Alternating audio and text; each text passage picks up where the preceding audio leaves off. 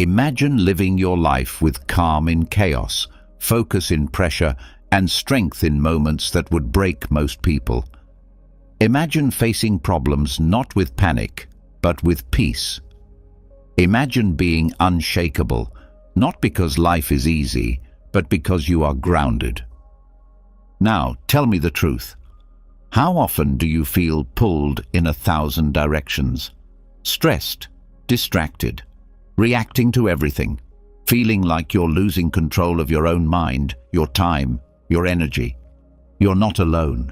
But here's the truth no one told you.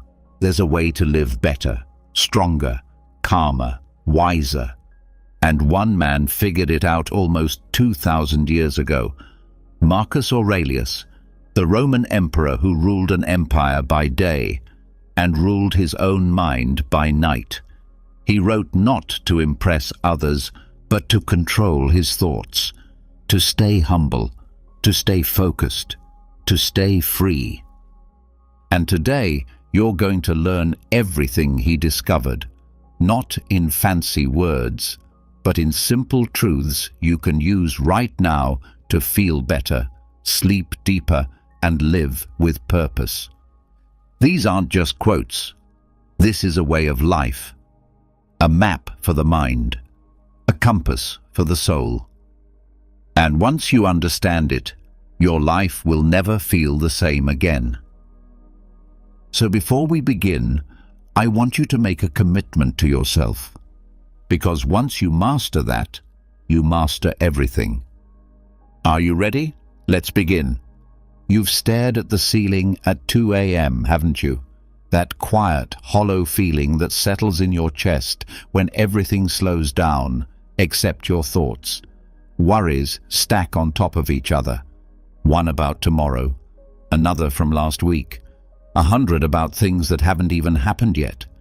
Your heart beats faster than it should, and deep inside there's that unspoken fear. What if I can't handle it? But what if the problem isn't what's happening, but how close you're standing to it? What if you've been holding your life like a magnifying glass, where every little crack looks like the end of the world, when in truth, it's just a pebble on a planet that's spinning in infinite space? This is where the wisdom of the Stoics meets you, not with empty comfort, but with real, grounding clarity. They knew something that modern minds often forget. When you widen your view, your pain doesn't disappear, but it shrinks into something small enough to hold. Anxiety begins to lose its power when you see how vast the universe really is, and how small most of your fears truly are in comparison. Marcus Aurelius would often remind himself, "You are a soul carrying a corpse." He wasn't being dark. He was being clear. He knew that our fears, our anxieties, our need to control, these things only feel so heavy because we forget the scale of existence itself. Think about it. The Earth is one planet orbiting a single star, in one galaxy among billions. And we're a brief flicker in all that time and space. That can feel terrifying. Or it can be freeing, because if we are small, our problems are smaller. That argument you replayed over and over in your mind, it's a whisper in the wind. That failure you carry like a stone in your chest. The universe doesn't even blink, not because you don't matter, but because the pressure to be perfect, to always be in control, it was never yours to carry. Stoics didn't use the cosmic perspective to escape responsibility. They used it to focus on what truly mattered. They saw that obsessing over every detail, every insult, every delay, every flaw, only tied them tighter to things they couldn't change. But when they lifted their eyes to the stars, when they remembered their place in the vast web of nature, their breathing slowed, their thoughts cleared, and they could act from peace, not panic. Modern anxiety often comes from shrinking your world too small, from thinking your inbox is the whole universe, from believing that a bad day means a bad life. But what if you stopped for a moment, took a breath, and looked up? That sky above you has existed for billions of years. The stars you see are ancient. The light hitting your eyes tonight may have started its journey long before you were even born. And yet, it found you. Right now, in this moment. You are here, alive, on a planet spinning in a universe that doesn't owe you clarity or comfort or certainty, but gave you existence anyway. The Stoics didn't believe in wasting that gift. They faced pain, grief, failure, but they didn't let those things swallow them. Why? Because they knew that every fear feels enormous when you hold it too close to your face. But when you step back, when you zoom out, you see what it really is. A drop of rain in a vast, calm ocean. Marcus Aurelius wrote in his journal, "The universe is change. Our life is what our thoughts make it." He meant that everything shifts, everything dies, everything transforms. But your mind, your view, shapes how you feel about all of it. If you see life as a tightrope, you'll live afraid of every step. But if you see it as a wave, always moving, always shifting, you can learn to ride it, even enjoy it. This is the gift of cosmic perspective, the space between stimulus and response, the breathing room your soul has been craving. Because it's not that your fears aren't real, it's that they're not everything. They are not the whole picture. They are a passing cloud, not the sky. When you feel like things are spinning out of control, look beyond your bubble. See that you are not the only one feeling lost. Billions of lives are unfolding at this very moment, each filled with love, pain, dreams, regrets. You're part of that shared mystery, not separate from it. And the anxiety you feel? It's just one note in the great song of existence. You don't have to silence it, just hear it in the right context. You don't need to be fearless to live well. The Stoics weren't emotionless. They just learned how to hold their emotions instead of letting their emotions hold them. They saw that the fear of discomfort is often worse than discomfort itself, and the fear of uncertainty is often worse than the unknown. By focusing only on what they could control, their thoughts, their actions, their responses, they freed themselves from the chaos of everything else. Look at the stars again, not metaphorically, literally. Step outside or just picture them in your mind. Think of how long they've burned, how far their light has traveled, how nothing you fear has stopped them from shining. There's peace in that, not because it makes your life less important, but because it reminds you that you are part of something so much bigger. You're not fighting the universe. You are the universe, in human form, for a little while.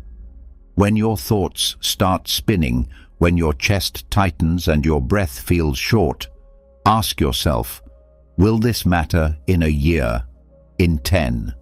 And if not, let it go. If yes, then act on it with calm, not chaos, with presence, not panic. That's what Stoics practiced. That's what Marcus did in battle, in grief, in loss. He didn't run from life. He faced it, one clear breath at a time. Your mind doesn't need to be silent to rest. It just needs to be still enough to see the truth. That you're not trapped in your thoughts. You're the observer of them. The sky behind the clouds, the depth beneath the waves. Right now, in this moment, you can zoom out, not in a forced way, not in some spiritual bypassing of pain, but as a clear, grounded practice of looking honestly at what you're holding and choosing to hold it gently. So when the fear creeps in late at night, when regrets crawl out from the corners of your memory, when uncertainty keeps you from sleep, Remember the stars. Not to make you feel small, but to show you the true size of your pain. It is not everything. You are more than what you fear, more than the version of yourself that stress has painted, more than the noise of your thoughts. There is stillness under it all. There is space, and you can return to it any time. That's what the Stoics did. That's why their wisdom still lives, because they learned how to see life from above, not to escape it, but to love it better, to accept it more fully, to move through it with less fear and more freedom. You were never meant to carry the weight of the world, only to carry your role in it with grace. And when that weight feels too heavy, lift your gaze. Let the vastness show you the truth. That most of what we worry about is dust, passing shadows. But your presence, your peace, your ability to return to stillness, that is eternal. That is the real power of cosmic perspective. And it's yours now.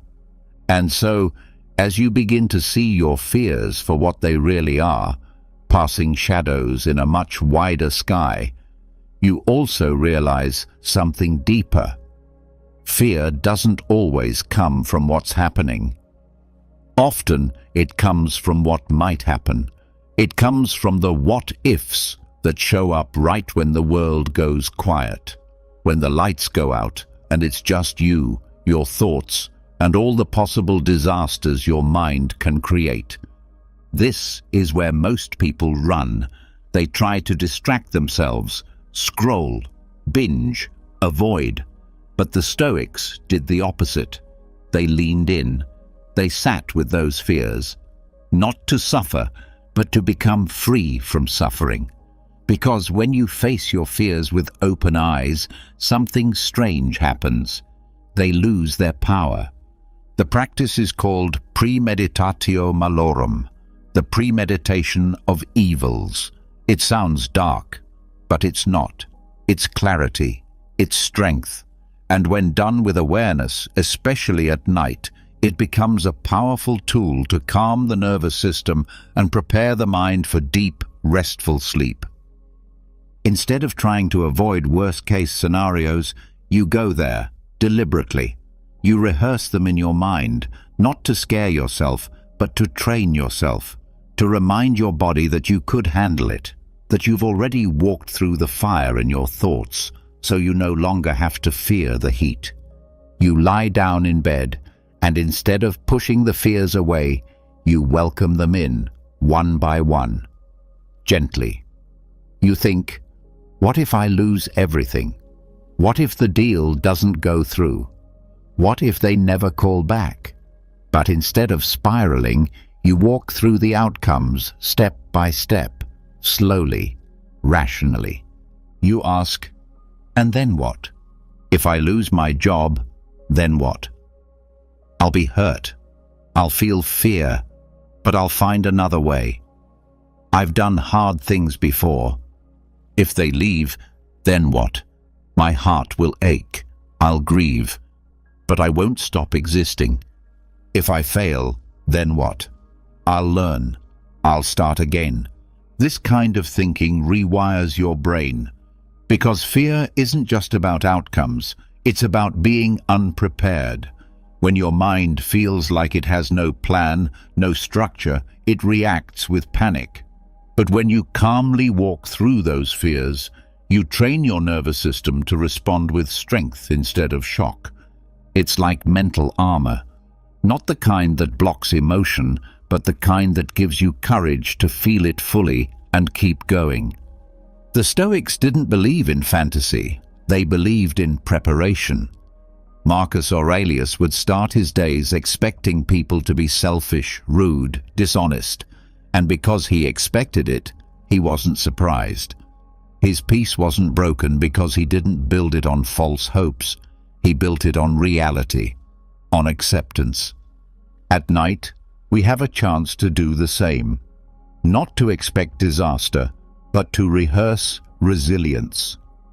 To practice strength when nothing is on fire, so that when something actually does burn, you don't freeze. This doesn't mean you dwell on negativity. It means you test yourself just enough to build confidence. Think of it like lifting a mental weight. You wouldn't train your muscles by lifting empty air. You need resistance, and the same is true for the mind. A little pressure, a little friction, handled consciously, builds something unshakable inside you. When you practice negative visualization at night, you also train yourself to let go. You see that, yes, you might lose things, people, comfort, control, but what you don't lose is your choice. How you respond, what you do next, the calm within you that no one can take. This is where sleep begins to feel different. It's not about escaping, it's about resting with nothing hidden, nothing repressed.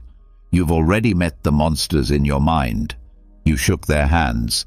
You said, "I see you, and now I'm going to sleep anyway." The act of negative visualization also helps you value what you have. When you consider the possibility of losing it, your perspective sharpens. Your senses come alive. You begin to appreciate your current reality more deeply without needing it to last forever. Gratitude becomes real, not performative. You're not just grateful because it sounds good. You're grateful because you've tasted the idea of losing it, and now you hold it with softer, more loving hands. This softens anxiety in a powerful way, because fear often clings hardest to the things we haven't accepted could ever leave. But when you've rehearsed loss, even briefly, you stop clinging so tightly. You stop living from a place of desperation. You start seeing everything as a gift, not a guarantee. And that's when peace sneaks in. Quietly, gently, honestly. There's something calming about knowing you've already gone to the edge of the worst, and you're still here, still breathing, still capable. That's where courage lives. Not in pretending bad things can't happen, but in knowing they might, and still choosing to live with open eyes and an open heart. This practice also clears mental clutter. Anxiety thrives on surprise, on the unknown. But when you've already met the possibility of pain in your mind, it no longer owns you. You stop living in vague fear. You start living in clarity. When you mentally rehearse what you're afraid of, bankruptcy, rejection, failure, you also realize how much energy you've wasted avoiding these thoughts. How much effort goes into pretending things will always be okay. That illusion is exhausting. But when you strip it away and face life honestly, you conserve energy. You return to the present, and you sleep deeper, because you're no longer hiding from the truth. The beauty of this ritual is that it doesn't require perfection. You don't need to meditate perfectly or visualize in the right way. You just need to sit with your fears, calmly, without resistance. Observe them. Speak to them, let them pass. Over time, this becomes a form of emotional strength training. And like all strength training, results come slowly, but they come. Eventually, something changes. You feel different, more grounded, less shaken. You start to trust yourself, not because you expect life to be easy, but because you know you're capable of doing hard things. Negative visualization is also a powerful teacher. It shows you where you're still attached, still holding on too tight. You might realize your fear of failure comes not from failure itself, but from the idea of losing status, approval, being seen a certain way. That insight is gold, because once you see the real root, you can begin to let it go. And when you let go of appearances, expectations, ego, you gain freedom, real freedom, the kind that makes you sleep better, not because the world changed, but because your inner world did. There's also a hidden gift in this practice. You become more compassionate. When you understand how fragile life is, you soften toward others. You stop taking things so personally. That stranger's anger doesn't ruin your mood. That delay doesn't steal your peace. You see it all in context, fleeting, uncertain, not worth sacrificing your sleep or your sanity.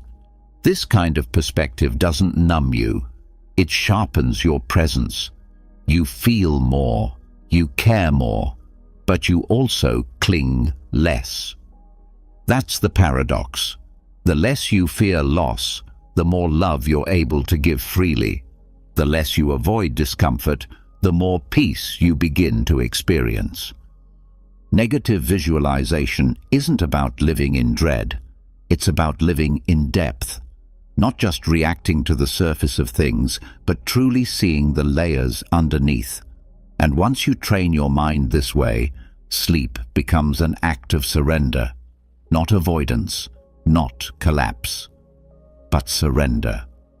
A soft release of control because you already made peace with what might come.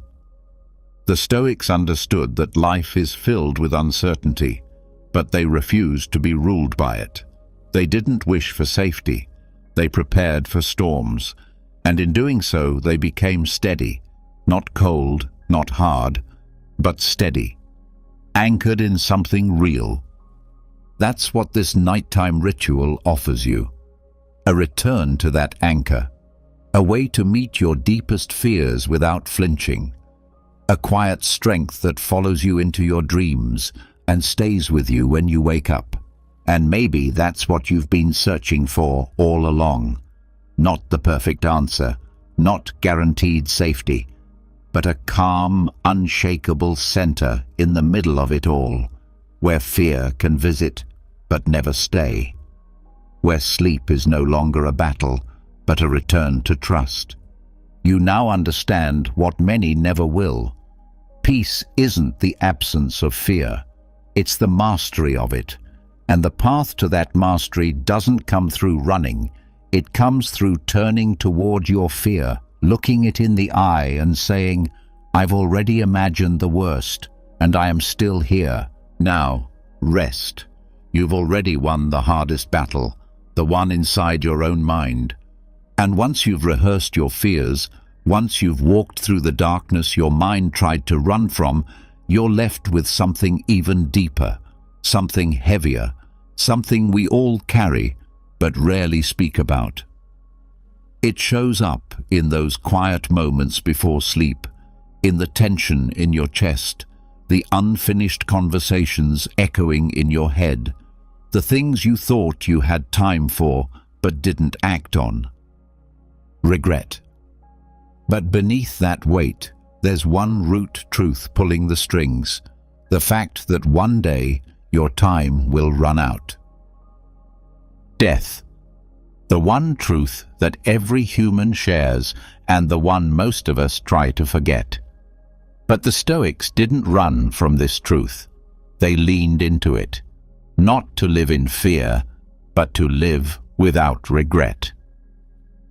Memento mori. Remember that you will die. It sounds cold, but it's not. It's one of the most powerful ideas the Stoics gave us. A reminder that life isn't just short, it's uncertain. That today could be your last sunrise, your final hug, your last conversation with someone you love. And that understanding, when held gently, not in fear, but in truth, is what releases the regret that clings to your mind like dust you never meant to carry. When you remember you will die, you stop wasting time. Not just in the big picture, but in the small things. You stop arguing over nonsense. You stop replaying that awkward moment from 2 weeks ago. You stop holding on to grudges that eat away at you. Because now you see how precious each breath really is. The reason so many people can't sleep isn't just anxiety, it's unspoken guilt.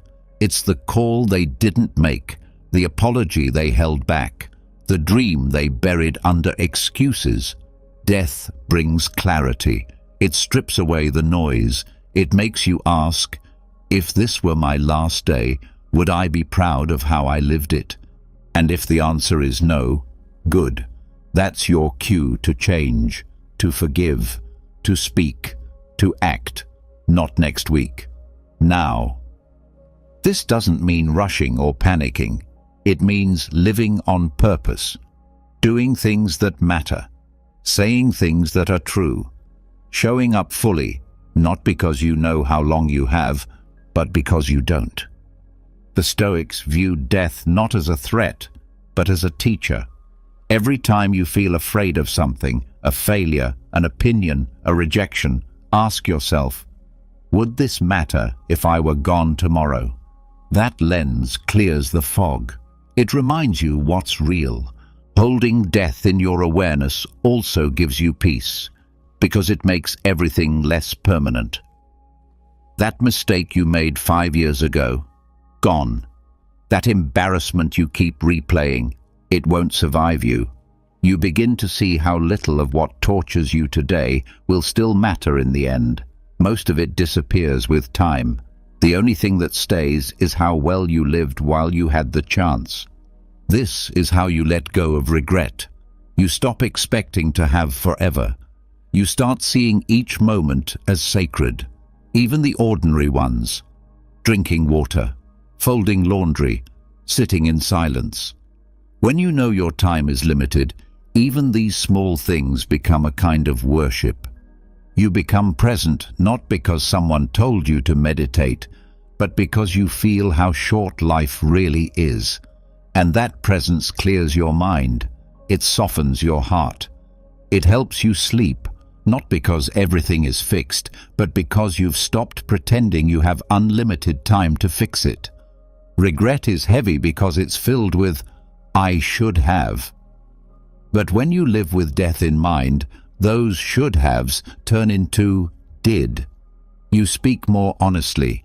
You reach out more often. You show love before it's too late. This kind of living breaks cycles, because so many people are stuck in old patterns, waiting for a better time, waiting until they're ready, waiting until the fear goes away. But death doesn't wait.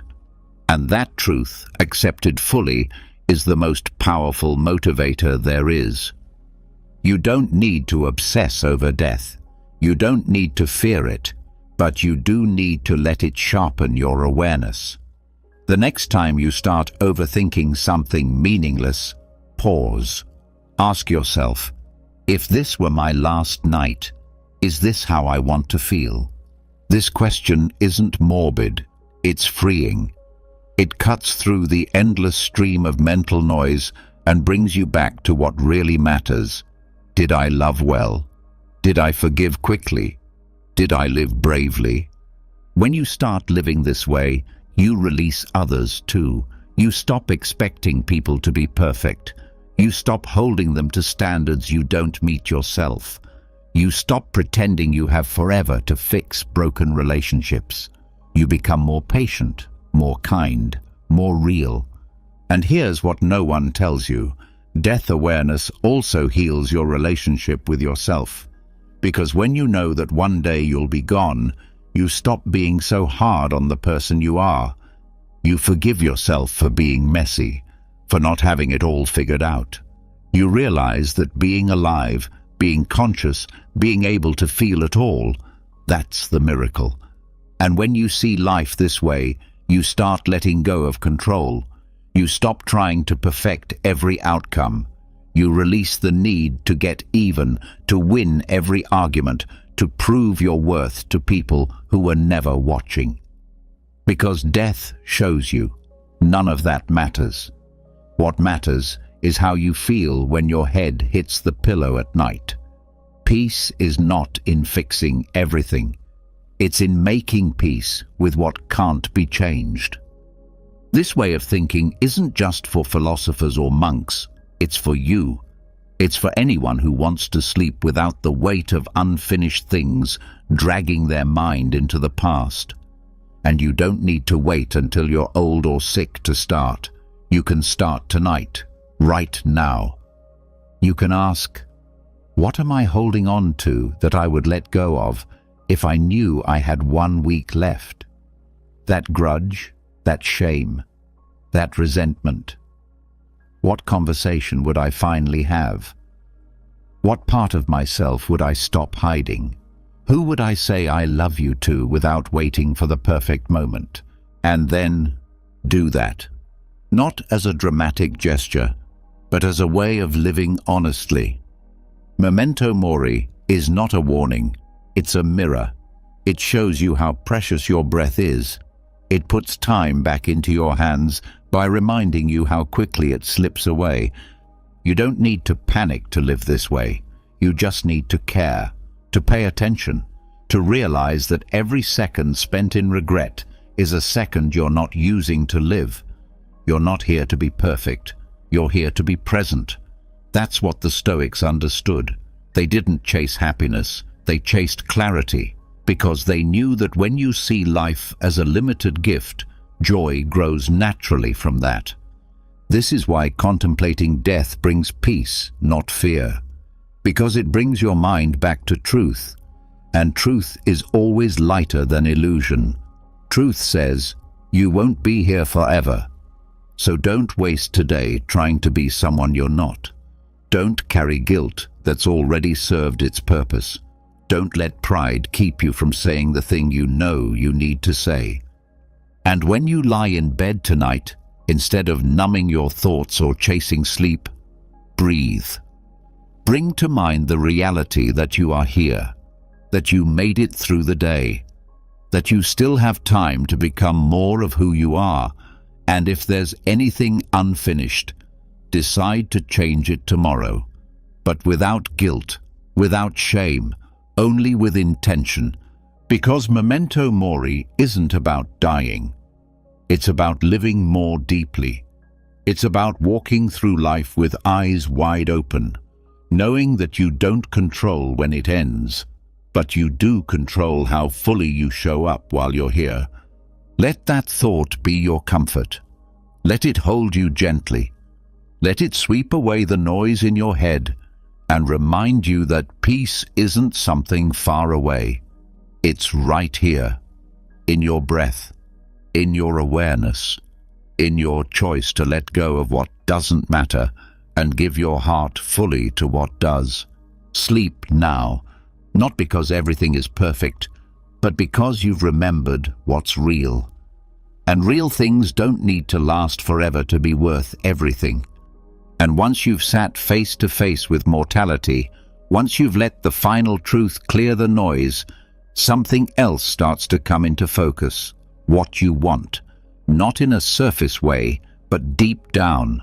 What you still chase, what still pulls at your attention, distracts your sleep, drives your thoughts long after the world has gone quiet.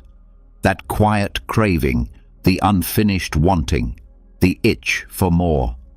This is where many find themselves stuck, alive and aware, yet unsettled.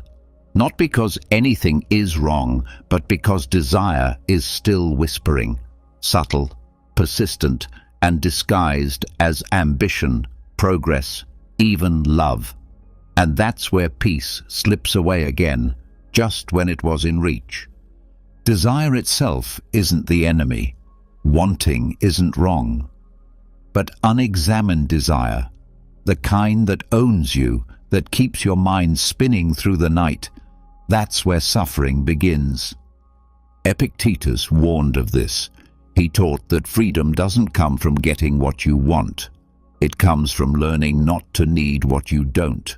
When you're lying in bed, physically still but mentally wired, it's often because your mind is running after something it hasn't caught. A goal unmet, a person not responding, a version of yourself you think you should already be.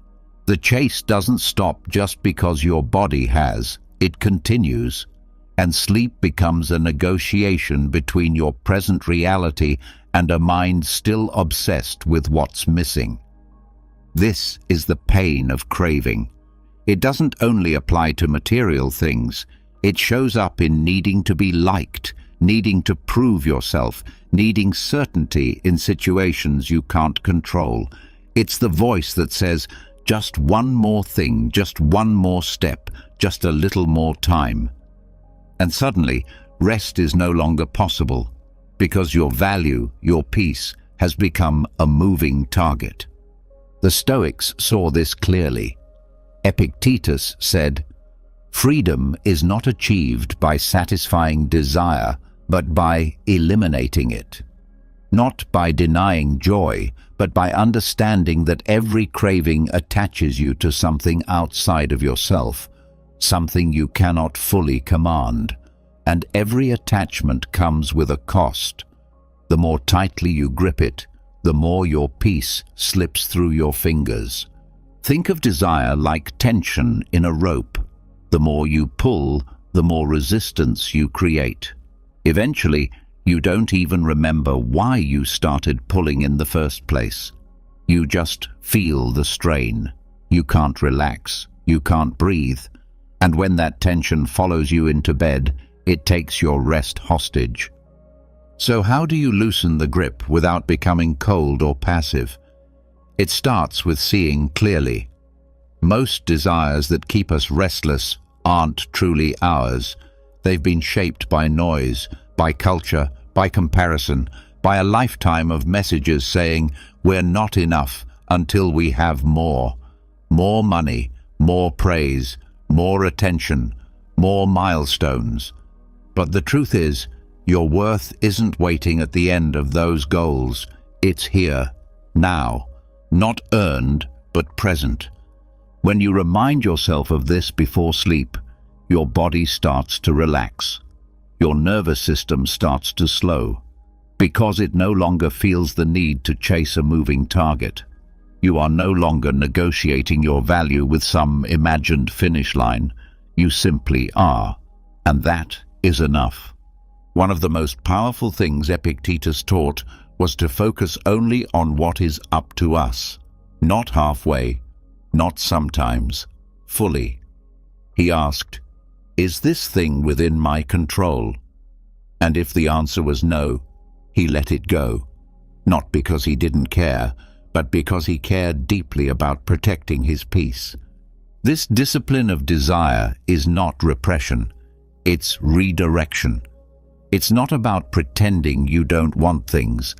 It's about training your mind not to be owned by them. When you master this, your nights become quieter, not because life is perfect, but because your mind no longer flinches every time it doesn't get what it wants. You begin to understand the weight desire adds to your life, a weight you might not have noticed until now. It can disguise itself as motivation, but when examined, it often comes with fear. Fear of not being seen, fear of missing out, fear of never being enough. When you release desire, you release that fear too. And fear is what keeps you from sleeping. Desire also shows up in memories. Wishing things had turned out differently. Wishing someone had stayed. Wishing you had taken a different path. But these desires for a past that cannot be changed are just as draining as the ones for a future you don't control.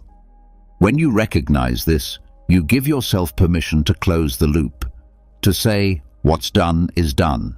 I no longer need anything from it. And then there's the craving for perfection, the restless need to fix every flaw, to have everything just right before you rest. But peace isn't perfection, it's presence. It's knowing that life will always be slightly unfinished. And yet, that doesn't mean you are. It doesn't mean you have to wait to feel whole. You can feel it now, even in the mess, even in the middle. The discipline of desire teaches you that wanting something is not the same as needing it. You can still have dreams, still strive for more, but from a place of stillness, not desperation. From a sense of abundance, not lack.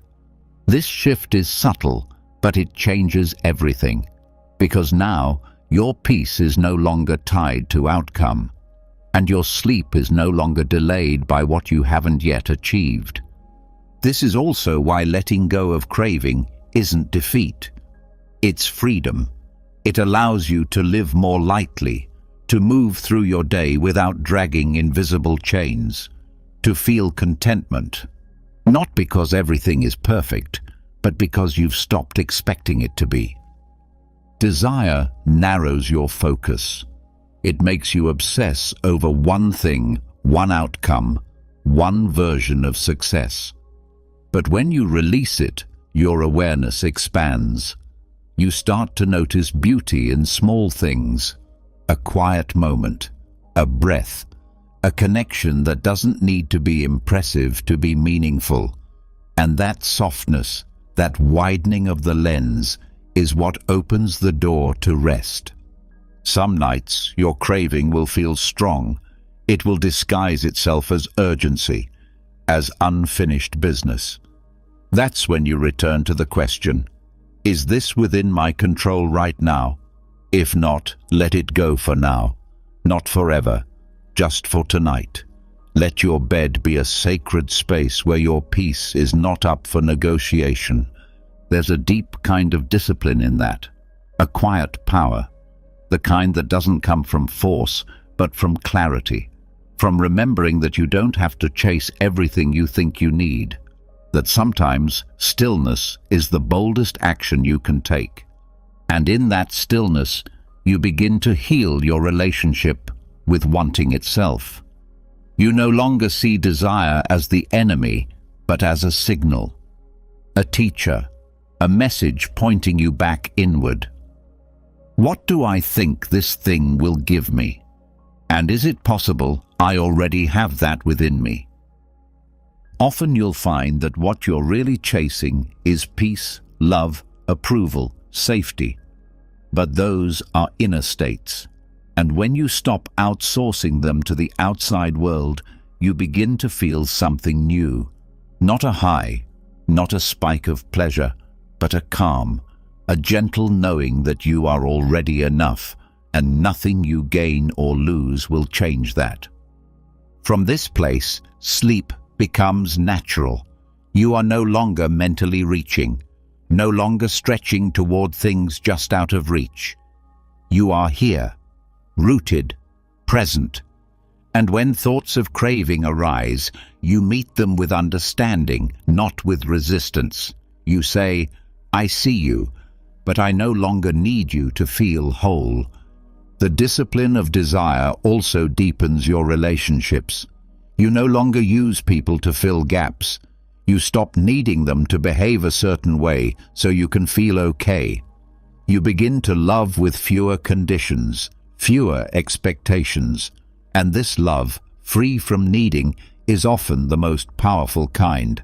Even your view of the future changes. You stop obsessing over every outcome. You start preparing without attaching, planning without obsessing. You begin to live in a way that is both focused and free. And your nights stop being restless because your mind is no longer rehearsing what might go wrong or clinging to what might go right. You find yourself releasing things faster, forgiving quicker, holding your emotions with more grace, because now you're not clinging to them to feel alive. You're simply noticing, witnessing, flowing. And in this gentle flow, rest becomes more than sleep.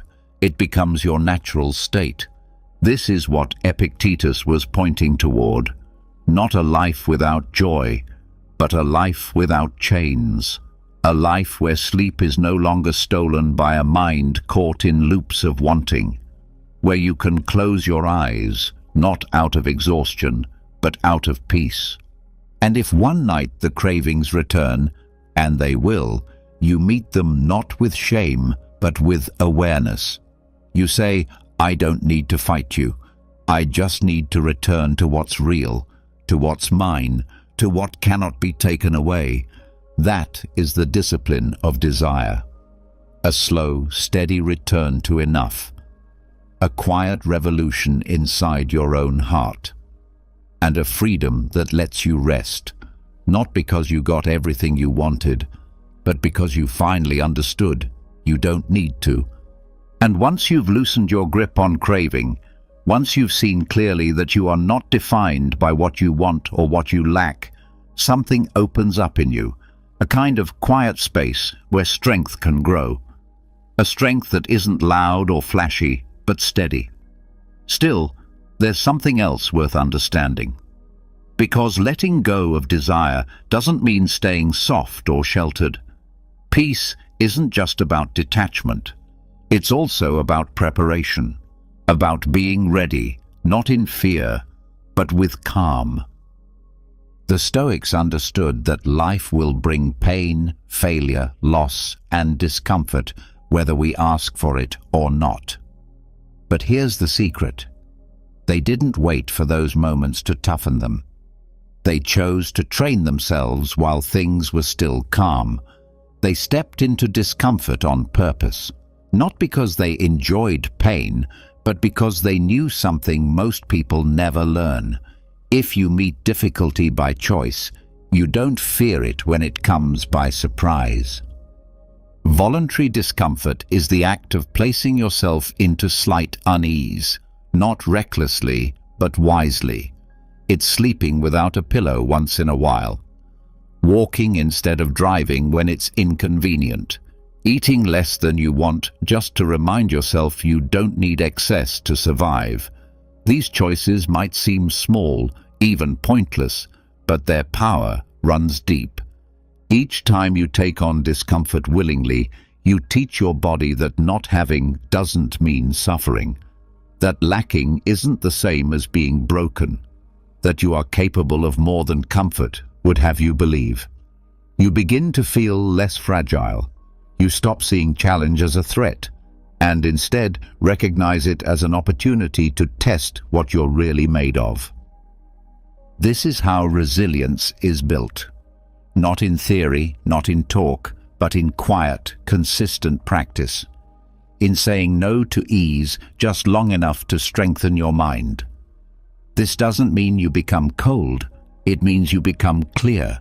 You no longer fear hard things because you've already shown yourself you can handle them. When you train in this way, your mind becomes calmer, because one of the deepest causes of anxiety is the fear of what might happen if things get worse. But once you've practiced being without, practiced failing gracefully, practiced losing and starting again, that fear loses its edge.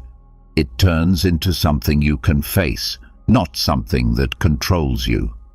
The body may not like discomfort, but the soul grows from it. And it's not about becoming numb or harsh. It's about becoming ready. When life takes something from you, whether comfort, status, health, or ease, you've already practiced the art of letting go, so it doesn't destroy you. It may hurt, but it doesn't shake your foundation. Voluntary discomfort also resets your relationship with pleasure.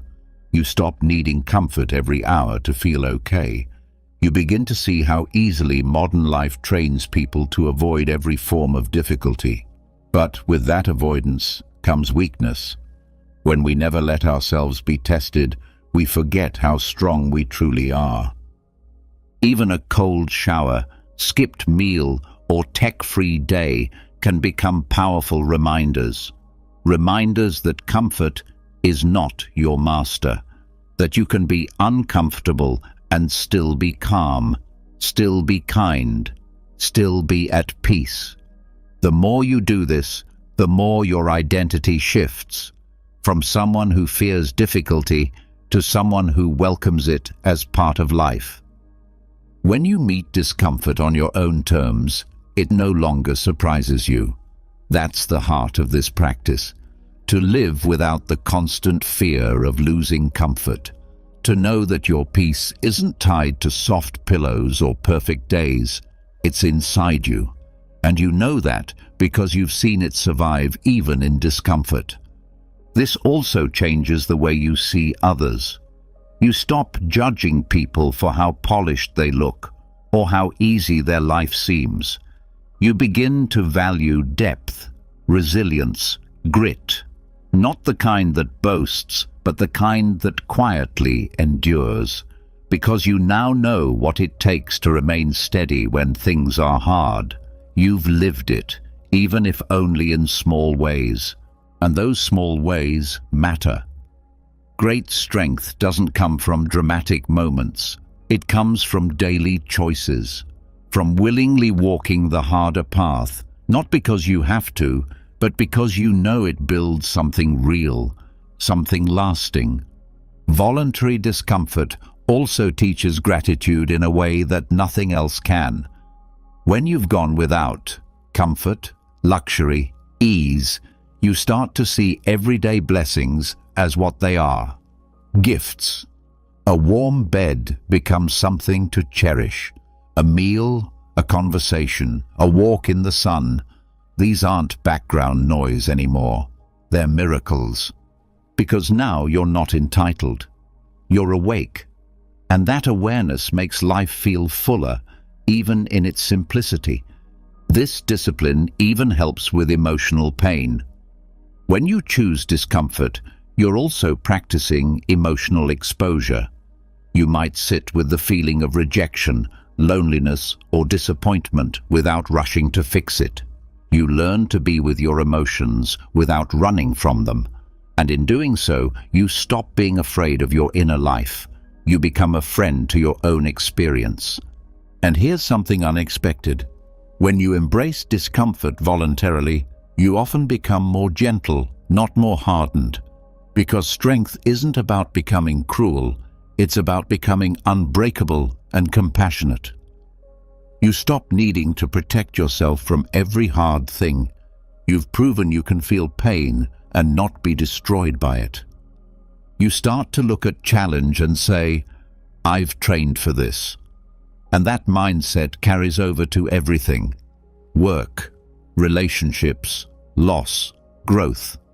You become grounded, stable, calm, because you no longer see struggle as something to run from.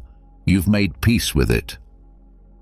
In a world that constantly tells you to avoid pain, to chase comfort, to indulge every desire, this practice feels radical. But it's not about punishment. It's about remembering what you are capable of. And once you do, your fear of life shrinks. Because you are no longer waiting for everything to stay easy in order to feel okay. That fear of loss, that fear of discomfort that keeps so many people from resting, it fades. Because now you've proven to yourself that you can face the storm and still be standing. You don't need guarantees. You don't need everything to go your way. You just need to know that no matter what comes, you can meet it fully. This is what the Stoics knew. This is why they walked barefoot in the cold, slept on hard ground, fasted, practiced rejection. Not to suffer, but to prepare, to train their minds to be free from dependency on comfort. And in that freedom, they found peace. You can find it too. And it doesn't take extreme actions, just small, conscious choices. Say no when it's easier to say yes.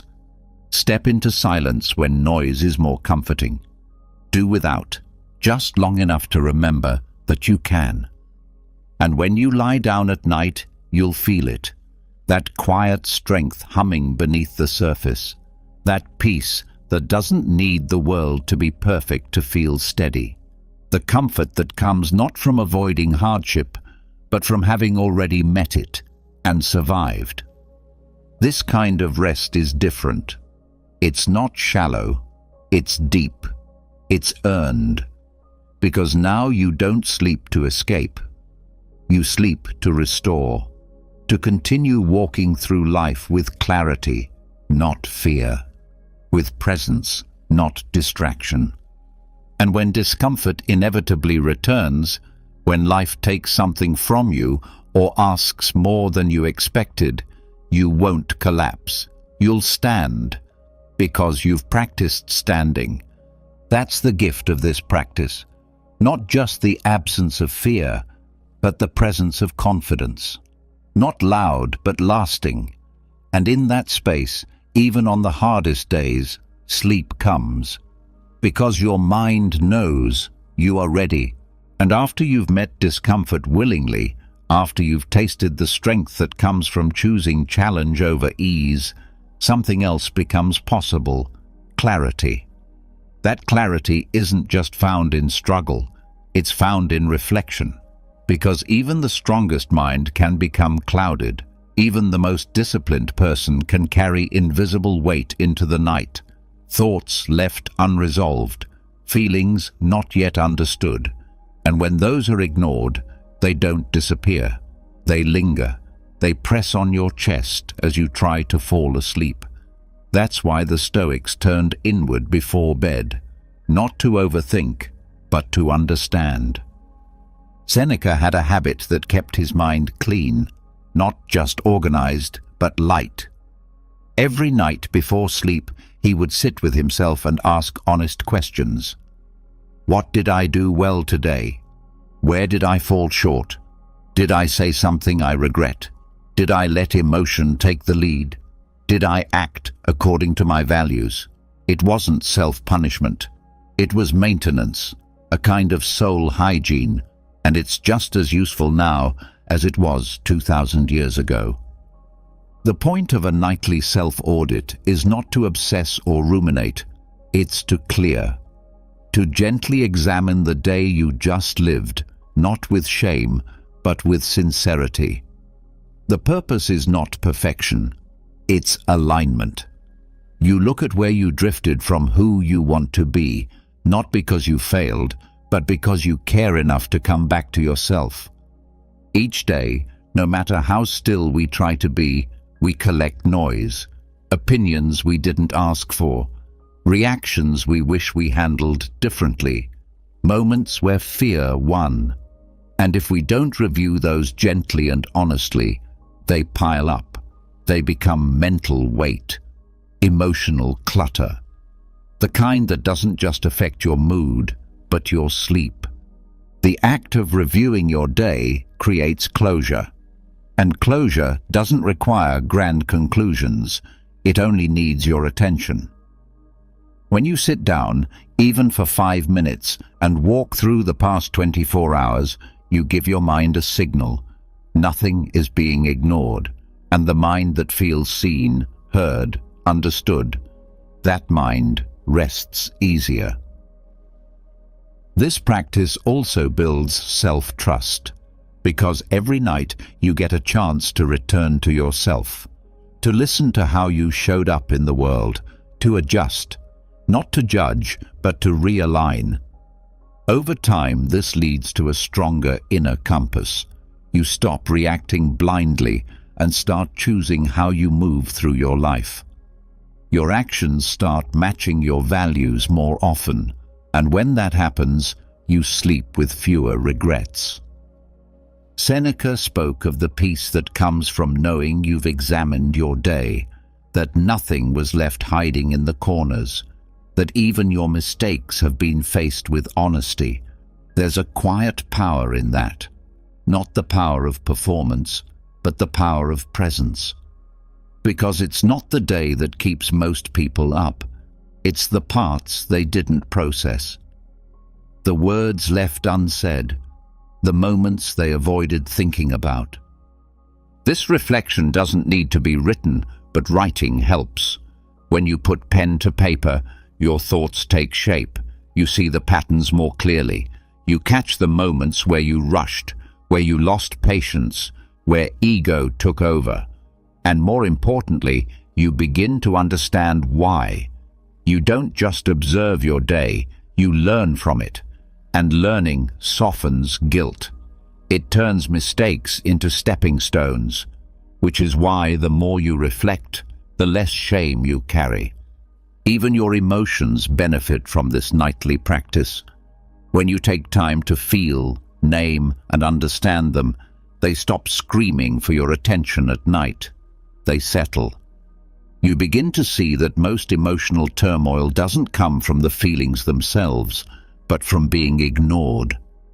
When you reflect, you say to yourself, "I'm here, I'm listening. Let's look at this together." And that brings something rare into your life: consistency. Most people drift. They don't realize how far they've wandered from their values until something goes wrong. But when you reflect every night, you stay close to yourself, you stay tuned in, and that awareness helps you grow without needing crisis to force you back on track. The act of reflecting also strengthens your emotional control, because the more you review your reactions, the more prepared you are for tomorrow's triggers. You begin to see your weak points, not to be ashamed, but to understand where more presence is needed. You begin to anticipate where you usually get defensive, where you rush, where your pride speaks louder than your principles. And this gives you choice, which is the core of Stoicism, awareness that leads to freedom. Reflection doesn't just help with mistakes, it also helps you celebrate progress. And most people forget this part. Every night is also a chance to say, "I'm proud of myself for that moment, for that word I held back, for the help I gave, for the time I chose patience when anger would have been easier." These little victories build self-respect. They remind you that growth is happening, even when it's quiet. This practice is also an antidote to self-deception. We all tell ourselves stories. We justify our worst behavior. We minimize our faults. But when you sit with yourself, with no audience, no need to impress, those stories fall away. What's left is real, maybe messy, but honest. And honesty is the beginning of peace. A mind that reflects before bed is a mind that doesn't carry the past into the next day. You begin each morning lighter, more focused, less tangled in what's behind you. That's the real value of this practice. It doesn't just help you sleep, it changes how you wake up, because clarity at night becomes clarity at dawn. And the best part, this is something no one can take from you. You don't need a journal, you don't need a ritual, you only need the willingness to look inward, even for a few minutes, even if all you say to yourself is, "What went well? What didn't? What will I try again tomorrow?" That small pause becomes a mirror, one that doesn't judge, it just reflects. And slowly, you stop fearing what you see. You start using it. You start shaping your life from that honest reflection, rather than from guilt, reaction, or avoidance. You may notice some nights are harder than others. Some days carry more disappointment, more conflict, more temptation. That's okay. Those are the days when reflection is most powerful. When you sit with the hardest moments instead of pushing them away, you grow faster than most people ever will. Not because you're perfect, but because you're willing to face what others run from. This doesn't mean every night must end with a breakthrough. Sometimes the most valuable reflection is quiet acknowledgement. Today wasn't my best, but I see it. And I'll try again tomorrow. That sentence is a door, a way to release pressure without releasing responsibility. Over time, your mind begins to trust that nothing will go unseen. You create emotional closure at the end of each day. And with that closure comes rest. Not because you forced your brain to shut off, but because you gave it what it needed: attention, honesty, and a chance to be heard. This practice also transforms how you relate to others. When you reflect on your behavior each night, you catch your habits, the ways you speak, the moments you cut someone off, the tone you used. You begin to repair, to apologize faster, to avoid repeating the same mistakes. Because now you're not just reacting, you're remembering. And that memory sharpens your character. Even your sense of time changes. You start to live more deliberately. Because you know the day will end with reflection, you move through it with more presence. You speak with more care. You treat yourself and others with more awareness. You stop wasting hours on things that drain you. And at night, you sleep easier. Because you didn't just exist that day. You lived it on purpose. That's the real power of a nightly audit. It makes your life more conscious, more connected, more rooted in who you actually want to be. Seneca didn't reflect to be perfect. He reflected so he wouldn't drift, so he wouldn't be a stranger to his own choices, so he could meet himself honestly each night and adjust accordingly. And you can do the same. It's not complicated. You just ask, where did I grow? Where did I get stuck? Where did I show up well? Where do I want to show up better? Let those answers guide you, not to punish, but to realign. Then you can rest, not because the day was flawless, but because nothing was left unexamined, nothing was buried, nothing was ignored. You showed up, you saw, you learned, and that's enough.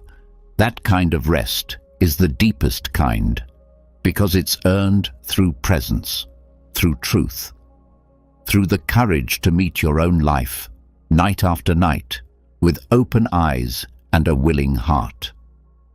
And once you've finished your nightly reflection, once you've held up the mirror and looked at yourself honestly, without turning away, without shame, you might still find something lingering beneath it all, a kind of tension, a quiet pressure, not from what you've done, but from what you can't seem to control. Even after clearing the clutter of your day, your mind might still reach, still pull, still grasp at things outside your power. The outcome of a decision someone else will make. The timeline of a dream that hasn't come true. The way another person thinks or feels. These things keep many people awake, not because they are urgent, but because they are out of reach. This is where the Stoic teaching of Epictetus meets your restless mind. His most powerful and repeated idea was this: some things are up to us, and some things are not. That's it, the dichotomy of control. It sounds simple, even obvious, but most of our suffering comes from ignoring this line. We try to control what is not ours. We try to bend outcomes. We cling to the illusion that more thinking, more planning, more worrying will somehow force life to move the way we want. And that illusion is one of the most exhausting things we carry. Insomnia often comes from this tension, a body that's tired, but a mind that's still trying to manage what it can't touch. Sleep becomes difficult, not because there's something to fix, but because we can't let go. We review conversations we can't change. We rehearse situations that already happened. We worry about futures we can't predict, all because our minds haven't fully accepted the boundaries of what belongs to us and what doesn't. Epictetus taught that what's truly ours includes our thoughts, our choices, our responses. Everything else, our reputation, other people's decisions, external events, is not. He wasn't saying we should stop caring. He was saying we should stop trying to control outcomes through force. Instead, we should direct our energy inward, toward our own behavior, our own mind, our own peace. This shift changes everything. Not because the world becomes easier, but because we stop resisting it. Most people don't realize how much energy they lose fighting the flow of life. They hold on to imaginary strings, trying to pull things their way. But those strings are illusions. They snap, and the more we pull, the more tangled we become. Letting go of control doesn't mean giving up. It means recognizing what belongs to you and what doesn't. When you see that clearly, you conserve energy. You stop spinning stories about how things should be and begin to meet things as they are. That acceptance creates room for rest. Your nervous system calms because it no longer believes it's responsible for holding the whole world together. This practice doesn't come from ignoring problems, it comes from facing them with clarity. When you're in bed and your mind starts circling around a decision that hasn't been made or a fear you can't solve, pause. Ask yourself, is this within my control right now? If it is, make a small step, a plan, a note for tomorrow. But if it's not, then the only wise choice is release. Letting go becomes an act of strength, not weakness. Letting go also doesn't mean you stop feeling. The Stoics didn't teach indifference. They taught resilience. Feelings still arise, worry, grief, frustration, but they don't have to run the show. You can feel something deeply and still choose not to be consumed by it. You can care without controlling. This is especially powerful at night, because night is when the pretending ends. The distractions are gone. The world is quiet. And in that silence, your mind shows you what it's still holding on to. That's your invitation, not to fix it all, but to gently place it down. Not forever, just for now. You'll return to it tomorrow, if needed. But tonight is for rest. And rest is only possible when you are no longer resisting what you cannot change. This mental separation between what's yours and what isn't is a skill. It takes time. At first, everything feels like your responsibility. But as you practice, your awareness sharpens. You begin to see how much of your anxiety comes from crossing that invisible line, wanting people to react a certain way, wanting life to hurry up, wanting the past to be different. All things outside your hands. And each time you catch yourself grasping at those things, you can return to what is yours. Your breath, your posture, your response, your choice to let go in this moment. That's where freedom lives. Not in changing everything around you, but in being unchanged by what you can't control. There's humility in this, and also power, because once you stop wasting energy on the external, you can fully invest in the internal, in becoming calmer, clearer, wiser. And that internal shift is often all it takes to handle external chaos with grace. Even when things go wrong, even when outcomes disappoint you, you remain steady. Because your peace wasn't built on things going your way. It was built on understanding what was never yours to begin with. The mind that lives like this doesn't need sleep aids. It doesn't need to numb itself to rest.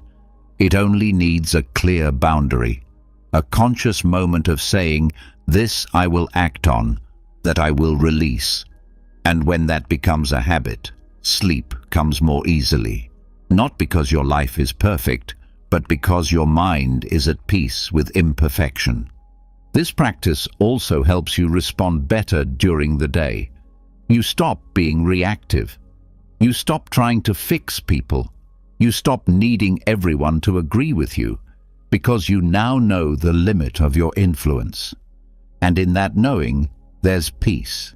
Not passive peace, but powerful peace. The kind that lets you focus on what really matters, your character, your effort, your principles. Letting go of control also prepares you for the unexpected. When life throws something at you, you don't panic. You pause.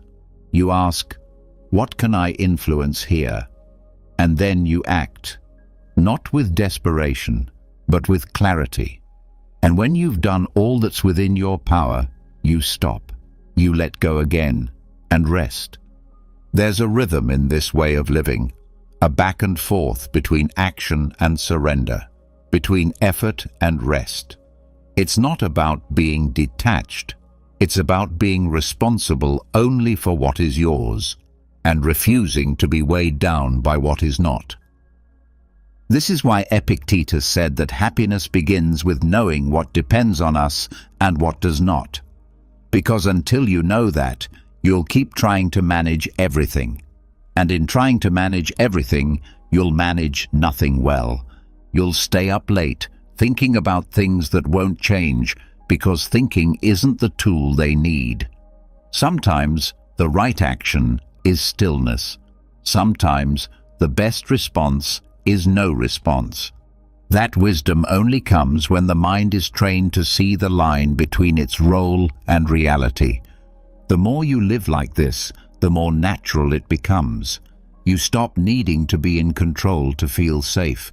You stop needing guarantees to feel calm, because you've built your peace on something real, your own choices, your own discipline, your own ability to return to center even when the world is spinning. This is not just theory. This is something you can feel in your body, in your breath, in your heart rate at night. Letting go of control lowers the tension in your muscles. It softens your chest. It slows your thoughts. It creates the space your nervous system needs to shift from survival to rest. And the beauty of this is that it's always available. You don't need the world to change. You don't need anyone's permission. You just need the willingness to see clearly. This is mine. That is not. With that clarity, you become more compassionate. You stop trying to fix everyone. You stop needing to be right. You start listening more and reacting less. Because now you know your job is not to control others. It's to control yourself. And when you do that well, the rest often takes care of itself. At night, when your thoughts begin to spin, use this lens. Gently separate what belongs to you from what doesn't. Keep what is yours, your breath, your mindset, your intention, and set the rest down, like weights you no longer need to carry. And as your head rests on the pillow, let this final thought guide you into sleep. I release what isn't mine. I hold only what I can change. And in that, I am free. This is the freedom Epictetus taught. Not freedom from hardship, but freedom from being ruled by it. And when you live that truth, rest isn't something you chase. It's something that finds you. Because a mind at peace with what it can't control is a mind ready to sleep, peacefully, fully, without resistance. And once you've learned to release what doesn't belong to you, once you've stopped wrestling with things outside your reach, something else begins to stir beneath the quiet. Something deeper than anxiety, quieter than fear. A feeling you may not speak out loud, but one that shows up when the lights go out and your body lies still. It's not about control anymore. It's about surrender.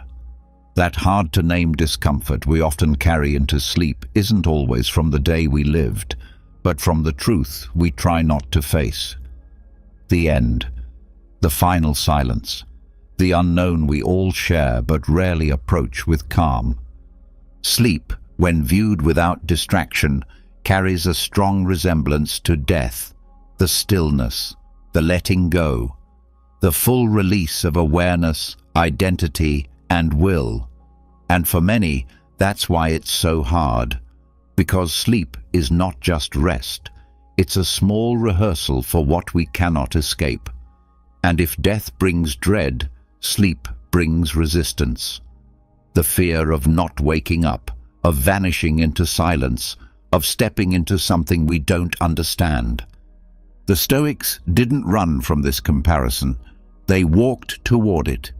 They believed that learning to die before you die was a path to freedom, not in a dramatic sense, but in a deeply honest one.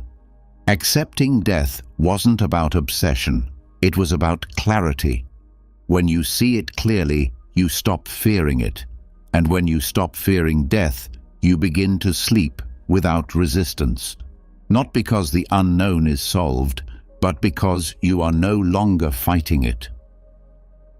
The link between sleep and death becomes a tool, not a threat. Each night becomes a small opportunity to let go, to practice what it means to surrender fully, not in defeat, but in peace. You lie down, you close your eyes, and in that moment, you stop everything. The need to fix, to change, to explain, to prove, gone. You return to nothing, and that nothing is not a problem. It is part of life. The Stoics encouraged reflection on mortality because it brought urgency to life and peace to rest. When you remember that your time is not endless, you stop wasting it. And when you stop fearing the end of it, you rest more easily between beginnings and endings. Sleep becomes softer, not because your thoughts disappear, but because they stop needing to be solved tonight. Death, too, requires no solution, only understanding. At night, the part of your mind that fears disappearing starts to whisper. It says, "What if I don't wake up?" And the answer the Stoics would give is this: then let your sleep be peaceful. Let it be an act of courage. Let it be your gift to the day. You don't fear the sunset, you trust it will return. And if one night it doesn't, your fear will no longer be useful. So let go now, while you still can, not to rush the end, but to stop fearing it. There's a calm strength that comes from holding the end of life in your awareness without panic. When you acknowledge it quietly each night, it loses its power to haunt you. It becomes part of the rhythm. Wake, live, sleep, and eventually release. That rhythm is already happening. Death is not something separate. It's folded into every moment you let go, every breath you exhale, every chapter you close. When you begin to see sleep as a mirror for death, you also begin to see how unnecessary most resistance is. The fear of not being in control, the fear of missing out, the fear of disappearing. But if you can let yourself slip into sleep fully, without bracing, without grasping, then you've already begun to understand death, and not as a punishment, as a return, a pause, a silence that holds no malice, only release. This perspective shifts how you approach the night. You stop needing to hold on to every task, every plan, every identity. You don't need to fall asleep thinking about your role, your name, your status, or your progress, because in sleep, those things fade, and still you are safe. You are not harmed by their absence. You are simply resting. That understanding prepares your mind for the truth of existence, that much of what we fear losing doesn't define us. It supports us, but when it's gone, we are still here. Or when we're not, there's no more suffering. That paradox helps dissolve the tension that keeps people from sleep, because they no longer believe they must grasp tightly to live fully. You begin to feel that your value doesn't disappear when you do, that your legacy isn't built through sleepless striving, but through presence, through how deeply you show up while you're still here. That truth settles into your body like weight released. You breathe more deeply, you need less noise, you welcome rest, even if it resembles the end. And so each night you can let yourself slip into sleep as a brave act, as a choice to trust what you cannot hold, as a decision to stop running from what is already written into the nature of life. Not in sadness, but in reverence. This is what it means to accept death. You live without flinching. You rest without resistance. The more you practice this, the less your mind clings to the past, to mistakes, to endless planning. You start to feel that you do not have to hold everything. That surrender is not failure, but wisdom, And when your body feels safe to let go, your mind follows. Rest becomes easier, deeper, because it is no longer attached to certainty. Even your relationship with time changes. You stop needing to know how much is left. You stop racing. You stop measuring your worth by what you've accomplished before midnight, because now you see that your rest is part of your strength. It is not wasted time. It is trust in action. There is also a humbling clarity that comes with this awareness. It softens your grip on status, on possessions, on control over others. Because you understand that everything ends. And that understanding makes you more alive. Not frantic, but focused. More willing to speak kindly, to let go of minor tensions, to love openly, to forgive faster. The fear of death loses its grip the more you practice returning to stillness. Not just with your body, but with your thoughts. You begin to find comfort in that space of no urgency, a space that doesn't demand answers, just acceptance. The kind of peace that doesn't come from getting everything done, but from knowing you've done what matters. This doesn't mean you stop striving, but you stop striving from fear. You start acting from choice. And that's where your days become more beautiful. Because now they aren't fueled by dread. They are shaped by clarity. That clarity, in turn, makes your nights lighter. Even dreams begin to shift. Because your waking hours are no longer driven by avoidance, they are guided by awareness. That shift changes your nervous system. Your breath slows. Your muscles stop bracing. And sleep becomes more than recovery. It becomes renewal. When you see sleep as a practice in death acceptance, you stop thinking of death as something that interrupts life. You begin to see it as something that gives life shape, a frame that holds everything you do. And that frame, when accepted, makes every moment matter more. This changes how you respond to fear. When panic rises, you don't run. You sit, you breathe, you say, "If this is my last moment, let it be met with presence." That courage carries over into everything, into how you listen, into how you speak, into how you let go at the end of the day. Even if death still brings discomfort, it no longer rules you. Because now, each night you've practiced returning to it, just enough to soften its edge. You no longer flinch at the thought. You meet it with openness, not readiness necessarily, but acceptance. And from that, a new kind of calm grows. Your bed becomes more than a place to recharge. It becomes a sanctuary, a reminder that you are allowed to rest, that you are allowed to let go, that you are not defined by what you hold on to, but by how gracefully you can release. And if you lie awake some nights, not because of fear, but because of stillness, even that is okay. Even that is part of the practice. You are learning to be with what is, to stop reaching, to simply exist, without fixing, without fleeing, without forcing meaning onto every quiet moment. This is the deepest form of rest, not just of the body, but of the soul. A rest that says, "I am here." That is enough. A rest that doesn't need proof or promise or explanation, just surrender. And when you wake the next day, you bring that stillness with you, not as passivity, but as strength. Because now, your actions are shaped not by fear of the end, but by presence within the moment. That's what sleep teaches you, when you stop resisting its resemblance to death. So tonight, lie down gently. Let your thoughts quiet, not because they've vanished, but because they no longer need to be solved. Let yourself rest as if this is your last night, not in dread, but in reverence.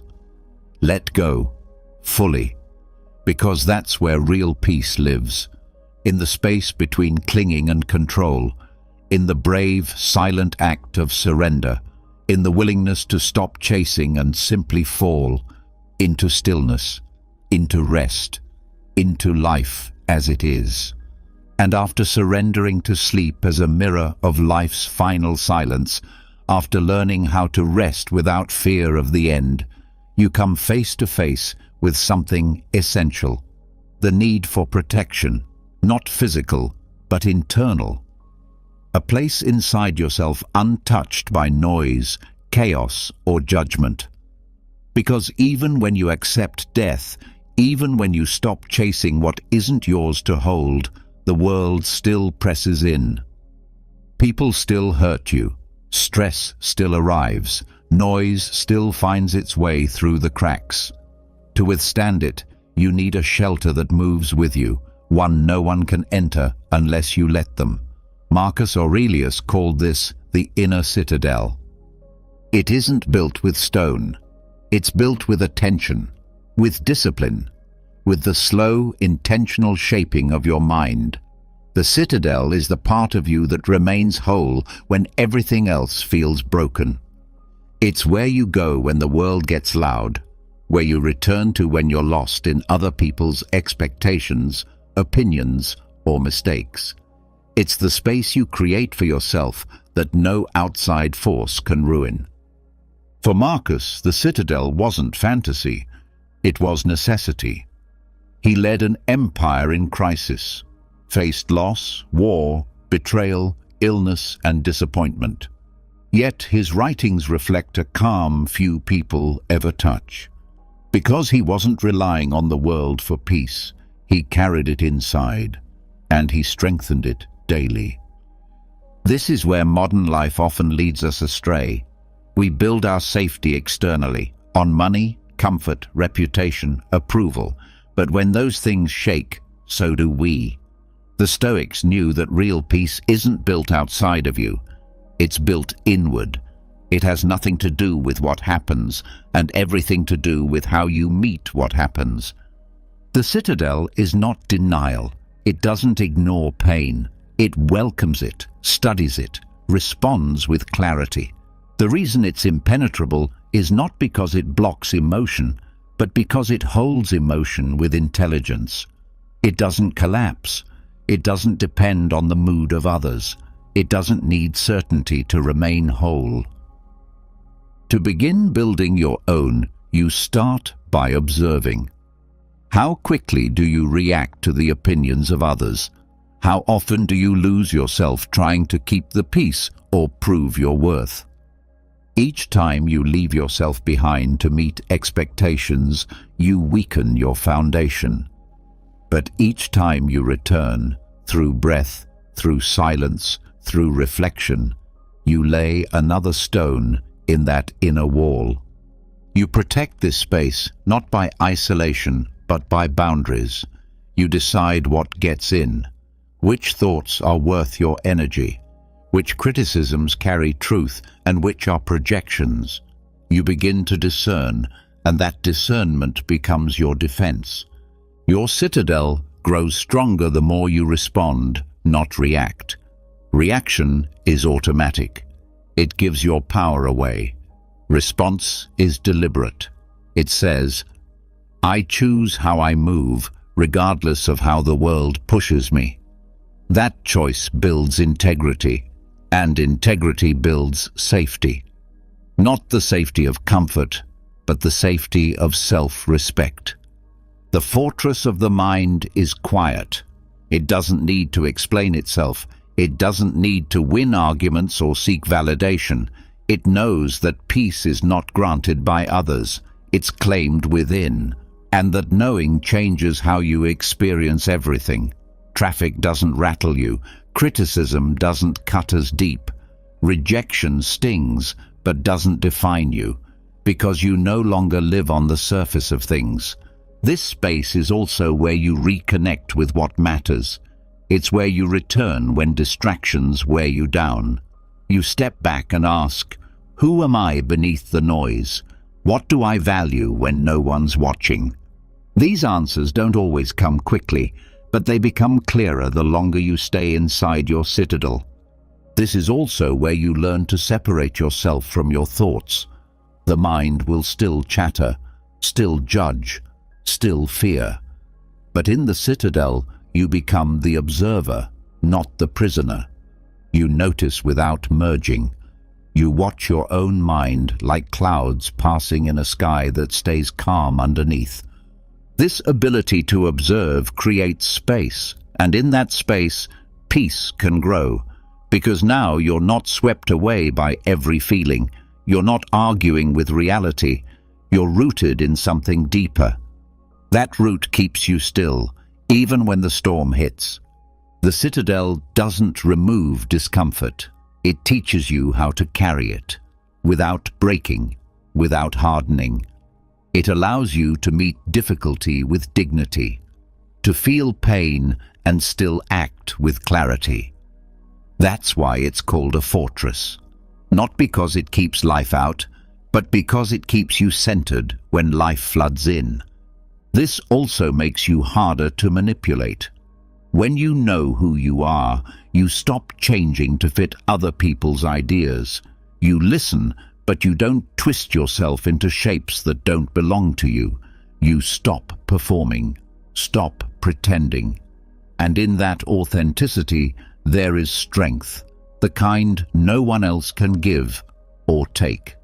The more you build this place, the less afraid you are of being alone, because in solitude, you're not empty. You're grounded. Most people fear silence because they've never met themselves there. But in the citadel, you meet yourself again and again, and over time, that self becomes someone you trust. You begin to speak less, but say more. You start to act, not to impress, but to align. And even when you stumble, you return quickly, because you know the way home. That's what the citadel gives you, direction.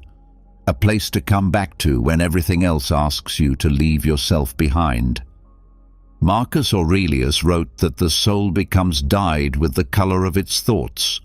The citadel is where you choose your thoughts deliberately. You clean the mind, not by force, but by awareness. You catch the lies you tell yourself. You challenge the fear. You name the emotions. And you do it consistently until truth becomes your habit. You carry this with you into conflict, into chaos, into disappointment. And while others shout or crumble, you remain grounded, not because you're better, but because you've trained, because you've returned to your center often enough that it stays with you. Even in grief, the citadel holds. It doesn't erase the pain, but it keeps you from drowning. You feel fully, but you don't get lost. You know how to stay open without being undone. And as this space grows stronger, it invites others. People feel safer around you, not because you fix them, but because your presence is steady. You become a quiet anchor in their storm, simply by holding your own.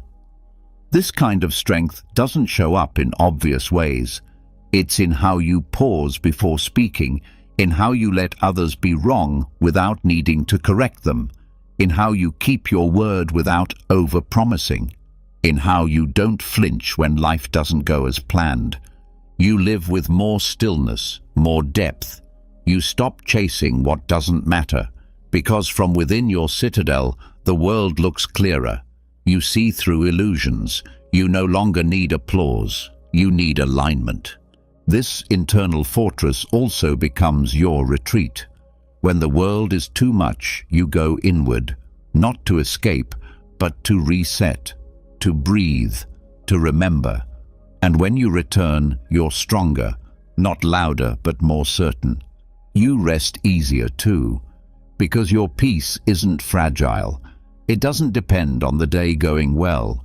It's rooted in a structure you've built with attention and care. One thought at a time, one response at a time, one return to center at a time. Over time, this becomes who you are. Not someone who avoids life, but someone who lives it from within. someone who walks calmly into chaos and holds their center when others lose theirs. And the best part, anyone can build this. You don't need special talent or endless time. You just need to start. Begin noticing your thoughts. Begin choosing your responses. Begin protecting your attention. That's how the walls rise, quietly, steadily, one honest moment at a time. This is your citadel, not a place to hide, but a place to rise from. A space so steady that no insult, no fear, no loss can shake your foundation. Because you are not built on noise. You are built on clarity, on presence, on truth. And when the world tries to pull you out, you return again and again to this fortress within, until one day you no longer have to return, because you've never left. And after building the inner citadel, after learning how to hold steady when the world pulls and pushes, there's one more enemy that still tries to slip through the cracks. One that doesn't knock at the door, but creeps through the mind in silence. Fear. It's subtle, but powerful. It doesn't always scream, it whispers. It wraps itself in thoughts that sound like truth, but are built on assumption, on distortion, on imagination dressed as fact. And unless we stop and look closely, we mistake that voice for reality. This is where the Stoics were different. They didn't try to defeat fear with emotion. They used reason. They didn't drown it with positivity. They exposed it with clarity. For them, fear was not a monster to run from. It was a puzzle to be solved, and the tool they used was logos, the guiding principle of logic, structure, and truth. Fear thrives in confusion. It grows in the space where thoughts are unchecked, where the worst-case scenario is accepted without challenge, where assumptions are left to multiply. But when you bring light to that space, when you slow down and examine the structure of the fear, it begins to unravel. Not because it disappears, but because it no longer makes sense. This is where deconstruction begins. You start with the fear as it is. You name it. You hold it in front of you. Then you begin to question it, not emotionally, but calmly. What am I really afraid of? What do I believe will happen? What proof do I have that it's true? What would actually happen if it did? Could I survive it? What could I do next? Fear wants you to stop at the feeling. Logic takes you further. Logic keeps asking. And every time you answer with honesty, fear loses its weight. You begin to see that many of your fears are made of incomplete thoughts, loose conclusions, unchallenged beliefs, and once you see through them, they lose their ability to control you. The Stoics practiced this daily. Marcus Aurelius would write to himself not to feel better, but to think clearer. When he feared criticism, he would ask, "Who is this person judging me? Do I respect their opinion? If not, why am I giving it power?" When he feared pain, he would break it down into parts. Is it unbearable? No. Is it permanent? No. Then why should it dominate my mind? This kind of thinking doesn't make you cold. It makes you conscious. You begin to treat fear not as a signal to panic, but as a sign to examine. You don't run. You pause. You listen. You study. And that calm attention is often all it takes to shift your state. Most panic doesn't come from what's real. It comes from what might happen, from stories, from future events we've already rehearsed in our heads as disasters. But logic grounds you. It brings you back to what is, not what could be, not what used to be, but what actually exists right now. This presence is powerful, because when you're present, fear has less room to grow. It loses the space it needs to spin. your breathing deepens, your muscles loosen, your thinking becomes clearer. And that clarity isn't just a feeling, it's a process. You've questioned the fear until it's been stripped of everything false. This doesn't mean all fear disappears. Some things are worth being cautious about, but even those fears become manageable when they're specific. Logic doesn't erase risk, it shows you what the risk actually is, and that's when you can respond wisely instead of reacting blindly. One of the strongest forms of freedom is the ability to interrupt fear with truth, to stop the spiral before it picks up speed, to say, wait. What exactly am I afraid of? What's the evidence? What's within my control? What's not? What is this fear trying to protect me from? Is it useful right now or outdated? These questions are not random. They're intentional. They form a path through the noise, a way out of the panic. And the more you walk that path, the easier it becomes to find your footing next time. Even physical fear can be eased by thought. When your heart races, when your breath shortens, you can still direct the mind. You can say, "My body is reacting," but that doesn't mean the threat is real. Let's check. What's the danger? Where's the proof? Can I slow my breath and look at this more closely? That pause is the beginning of reason. And reason is what the Stoics trusted most. Not because they rejected emotion, but because they knew emotion without thought is unstable. It shifts too easily. It reacts too quickly. But thought, when grounded in truth, gives structure to the storm. You also begin to separate fear from identity. You stop saying, "I am afraid," and start saying, "Fear is present." That small change in language creates distance. And in that distance, you find freedom. You stop merging with the fear. You begin observing it. And anything you can observe, you can understand. Anything you understand, you can influence. This process is slow at first. It feels unnatural, because most of us have been trained to react immediately. But the Stoics trained themselves differently. They taught their minds to pause, to examine, to wait before believing every feeling. And in that training they became unshakable, not because nothing scared them, but because fear didn't own them. Fear also loses power when you look at the worst-case scenario clearly. Most people resist this step. They think that visualizing the worst will make it more real. But when done rationally, it does the opposite. It shrinks the unknown. It turns shadows into shapes, and shapes can be handled.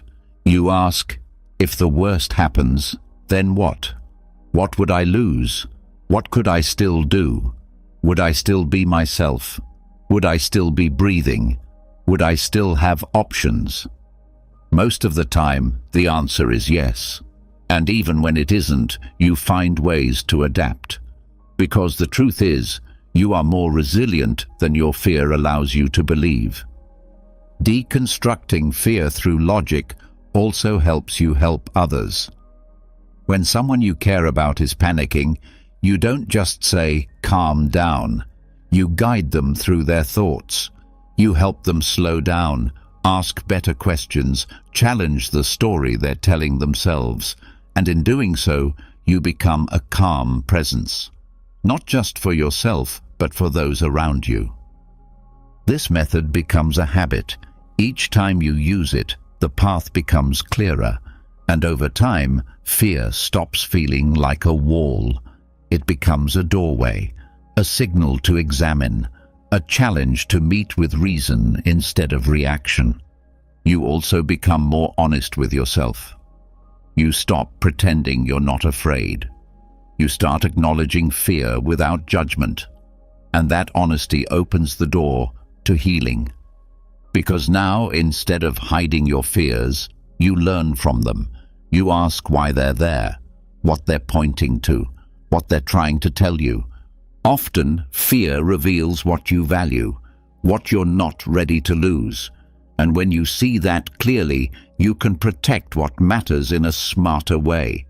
Not with anxiety, but with intention. You also notice that many fears are inherited, passed down through culture, family, media, and they live in your body without ever being questioned. Logic helps you break that cycle. You begin to ask, is this fear mine, or did I borrow it? Do I still need it? Does it help me or limit me? This is how you create mental freedom, not by becoming fearless, but by becoming curious. You stop being afraid of fear itself. You become a thinker, not just a feeler. And in that balance, you find something rare, calm intelligence. Marcus Aurelius wrote, "If you are distressed by anything external, the pain is not due to the thing itself, but to your estimate of it, and this you have the power to revoke at any moment." That's the essence of this practice. Fear is not the event. Fear is your interpretation, and interpretations can be revised. So the next time fear rises, pause, ask, examine. Pull it apart like a mechanic would pull apart an engine. Don't flinch, just look.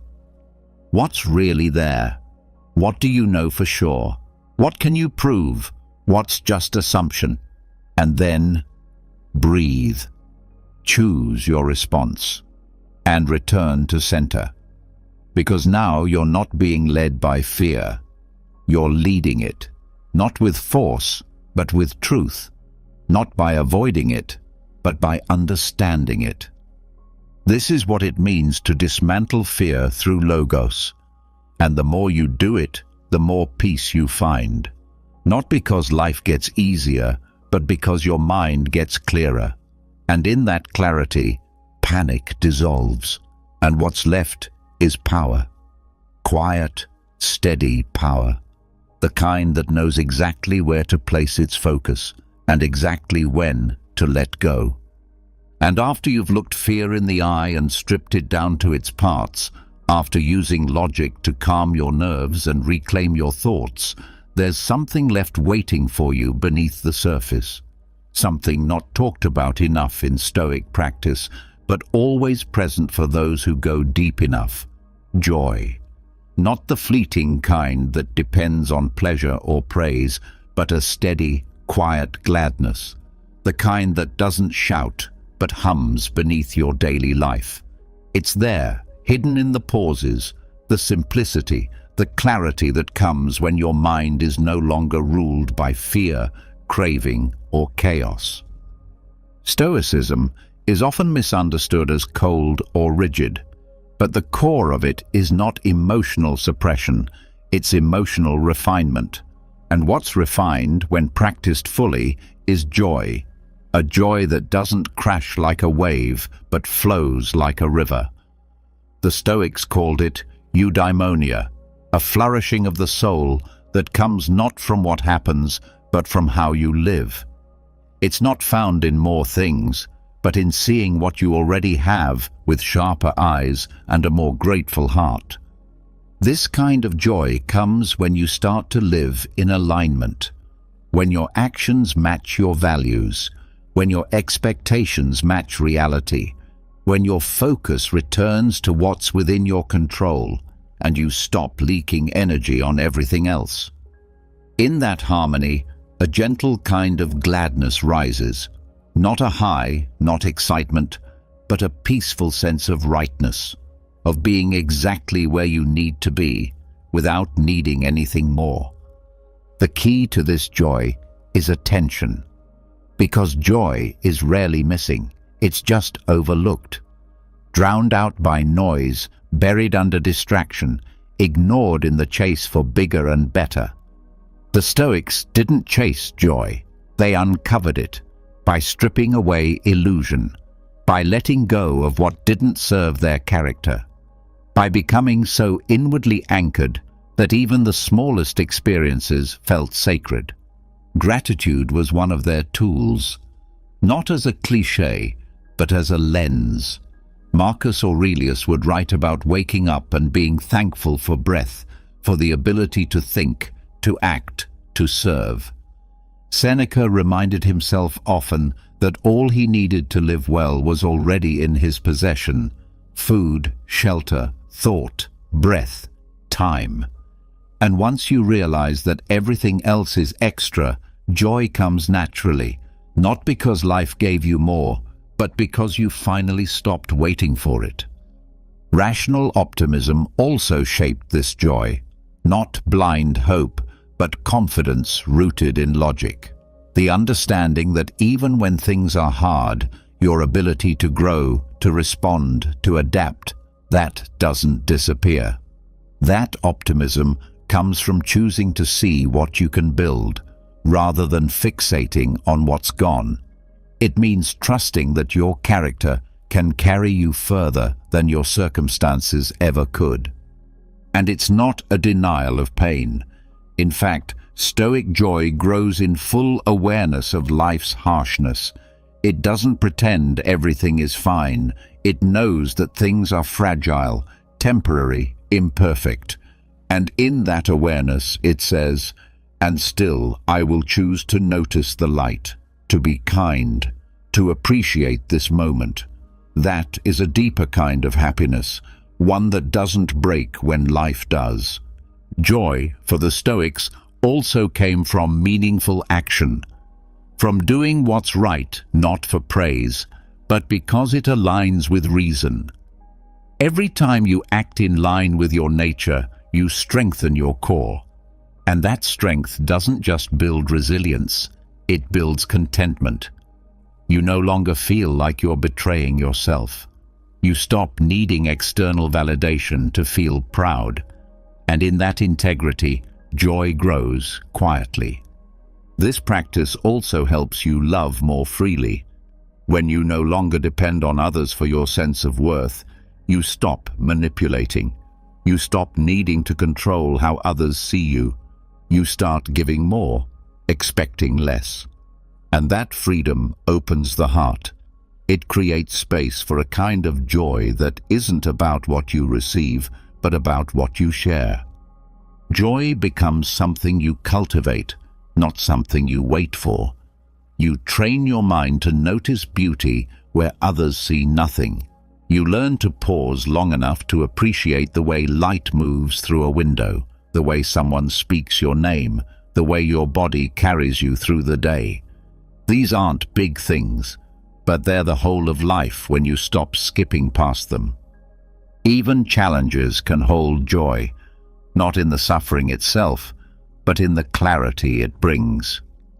Every hardship strips something away, and what's left, when you stop resisting, is often something more honest. You see who you are when comfort disappears. You find values that weren't clear before. You reconnect with strength you didn't know you had. And though it's not easy, that process can bring a calm kind of fulfillment. A joy that says, "I faced it. I stayed true. I endured." This joy is durable. It survives bad news. It survives failure. Because it doesn't rely on external ease. It's rooted in your relationship with yourself, your philosophy, your capacity to choose how you think and respond. And that's the foundation for real contentment. Not that everything goes right, but that you go right even when things go wrong. That you meet each day with a kind of lightness, not because life is easy, but because you've stopped adding unnecessary weight. You've stopped trying to carry what was never yours. You've stopped chasing what doesn't serve your soul. Even boredom becomes something different. It's no longer something to escape.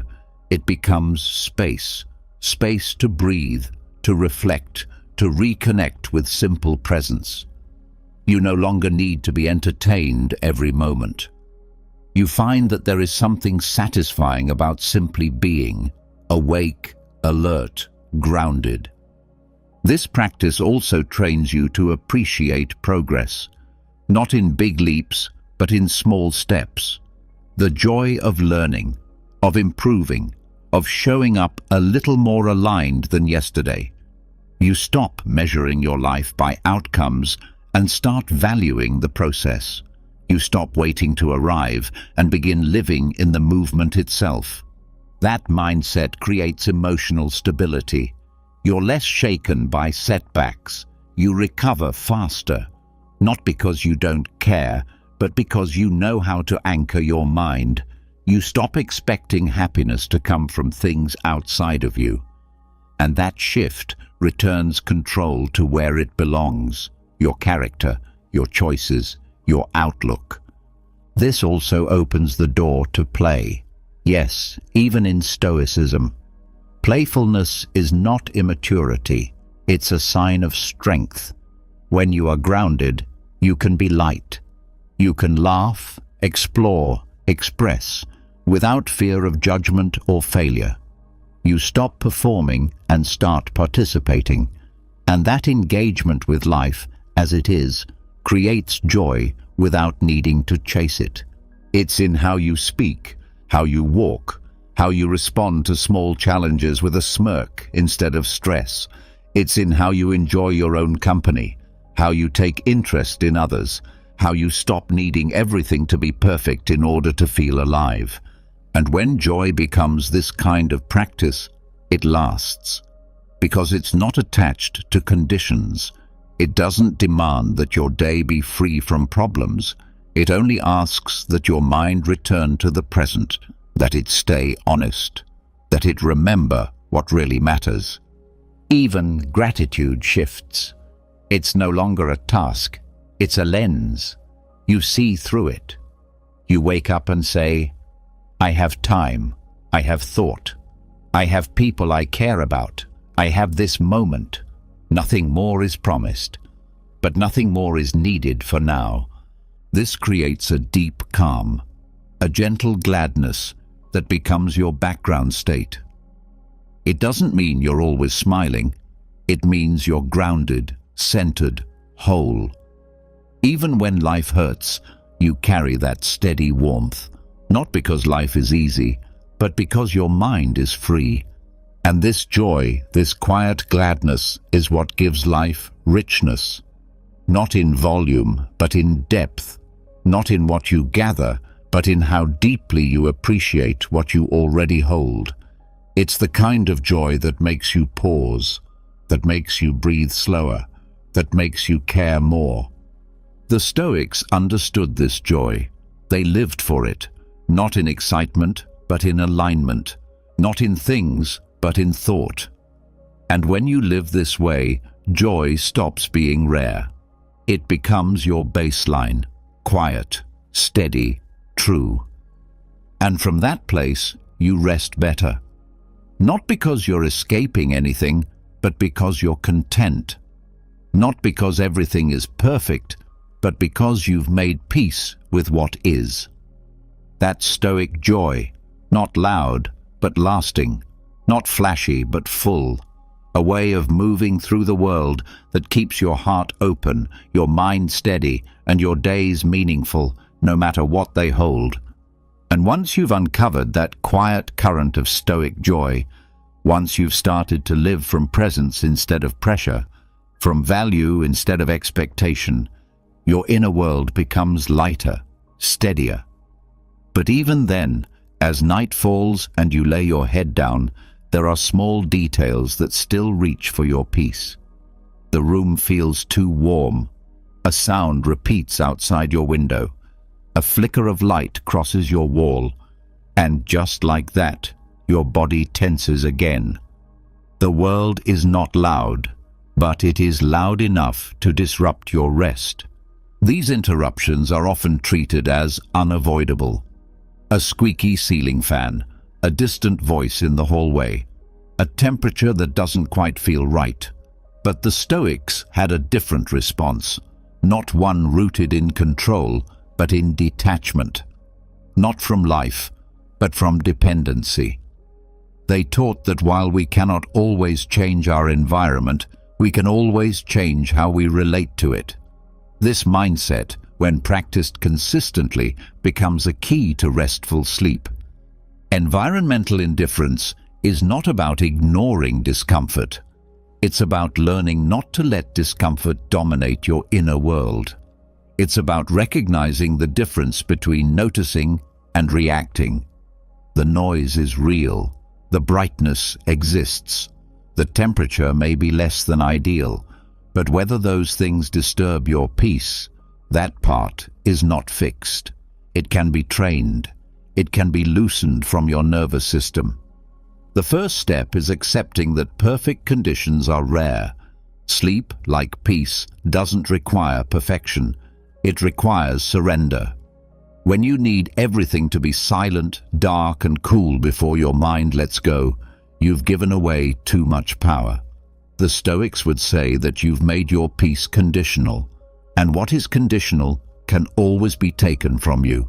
So the practice begins with shifting focus. You start by noticing your attachments to comfort. The expectation that your pillow must be exactly positioned, that the room must meet a specific standard. These preferences aren't wrong, but they become limitations when you believe you must have them to rest. Preference becomes craving. Craving becomes frustration. Frustration becomes stimulation, and stimulation is the enemy of sleep. Epictetus would remind us, it's not the thing itself that disturbs us, it's our judgment about the thing. The noise doesn't hold your mind hostage, your resistance to the noise does. The brightness doesn't block your rest. Your story about what that brightness means does. The temperature doesn't trap your comfort. Your labeling of it as wrong does. To undo this, you begin to retrain the mind to meet the environment with neutrality. The sound is not a threat. The warmth is not an attack. These are external events. Their power over you comes only from within. The more often you practice accepting them as they are, the more your body adapts. It stops interpreting them as signals of danger. It relaxes again into the present. This is not something you do once. It's a gradual process of detachment. You sit with the discomfort instead of immediately reacting.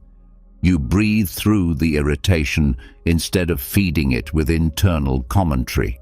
You become an observer of your reactions instead of their prisoner. And each time you do, your tolerance grows. Your environment begins to feel less personal.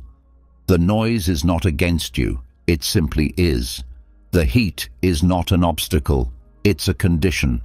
You stop turning every minor sensation into a story of unfairness or misfortune.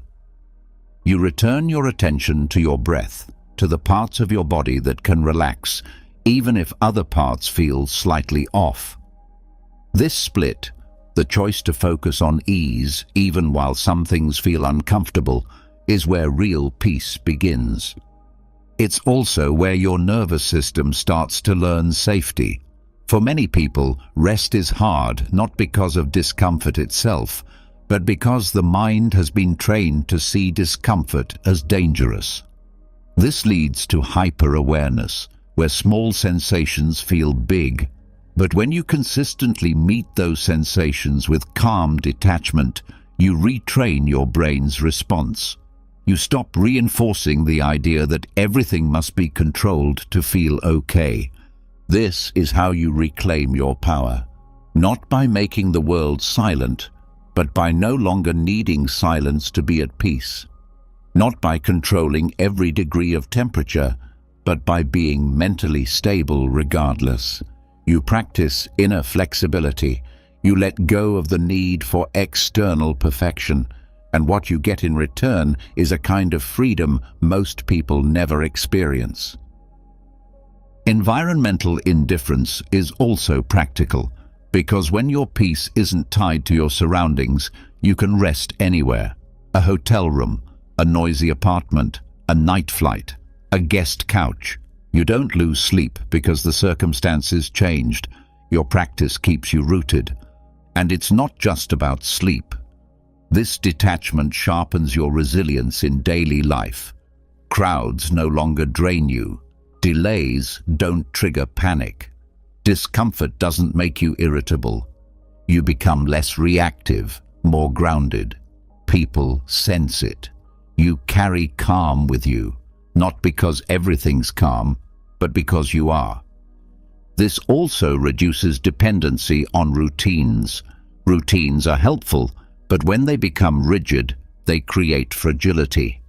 If you have to take a bath, listen to a certain track, wear certain clothes, and avoid all noise just to sleep, then your peace is too fragile. The Stoics would say that you've become enslaved to ritual. Environmental indifference breaks that chain. It says, I can still rest even when the conditions are not ideal. And when that becomes your standard, anxiety drops, because your brain is no longer anticipating threats from your surroundings. It no longer scans the room for things that are off. It learns to rest even with the imperfections. It trusts that your inner state isn't dependent on outer control. One way to practice this is by purposefully exposing yourself to mild discomfort. Not in a punishing way, but in a way that teaches your nervous system to adapt. Sleep with less covers. Rest with the window open. Let the background noise be there, and instead of reacting, stay with it. Soften your judgment. Let the sound exist. Let the light stay. Notice that you can still breathe, still rest, still be okay.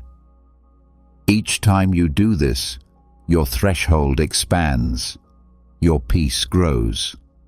Not because the world changed, but because your relationship to it did.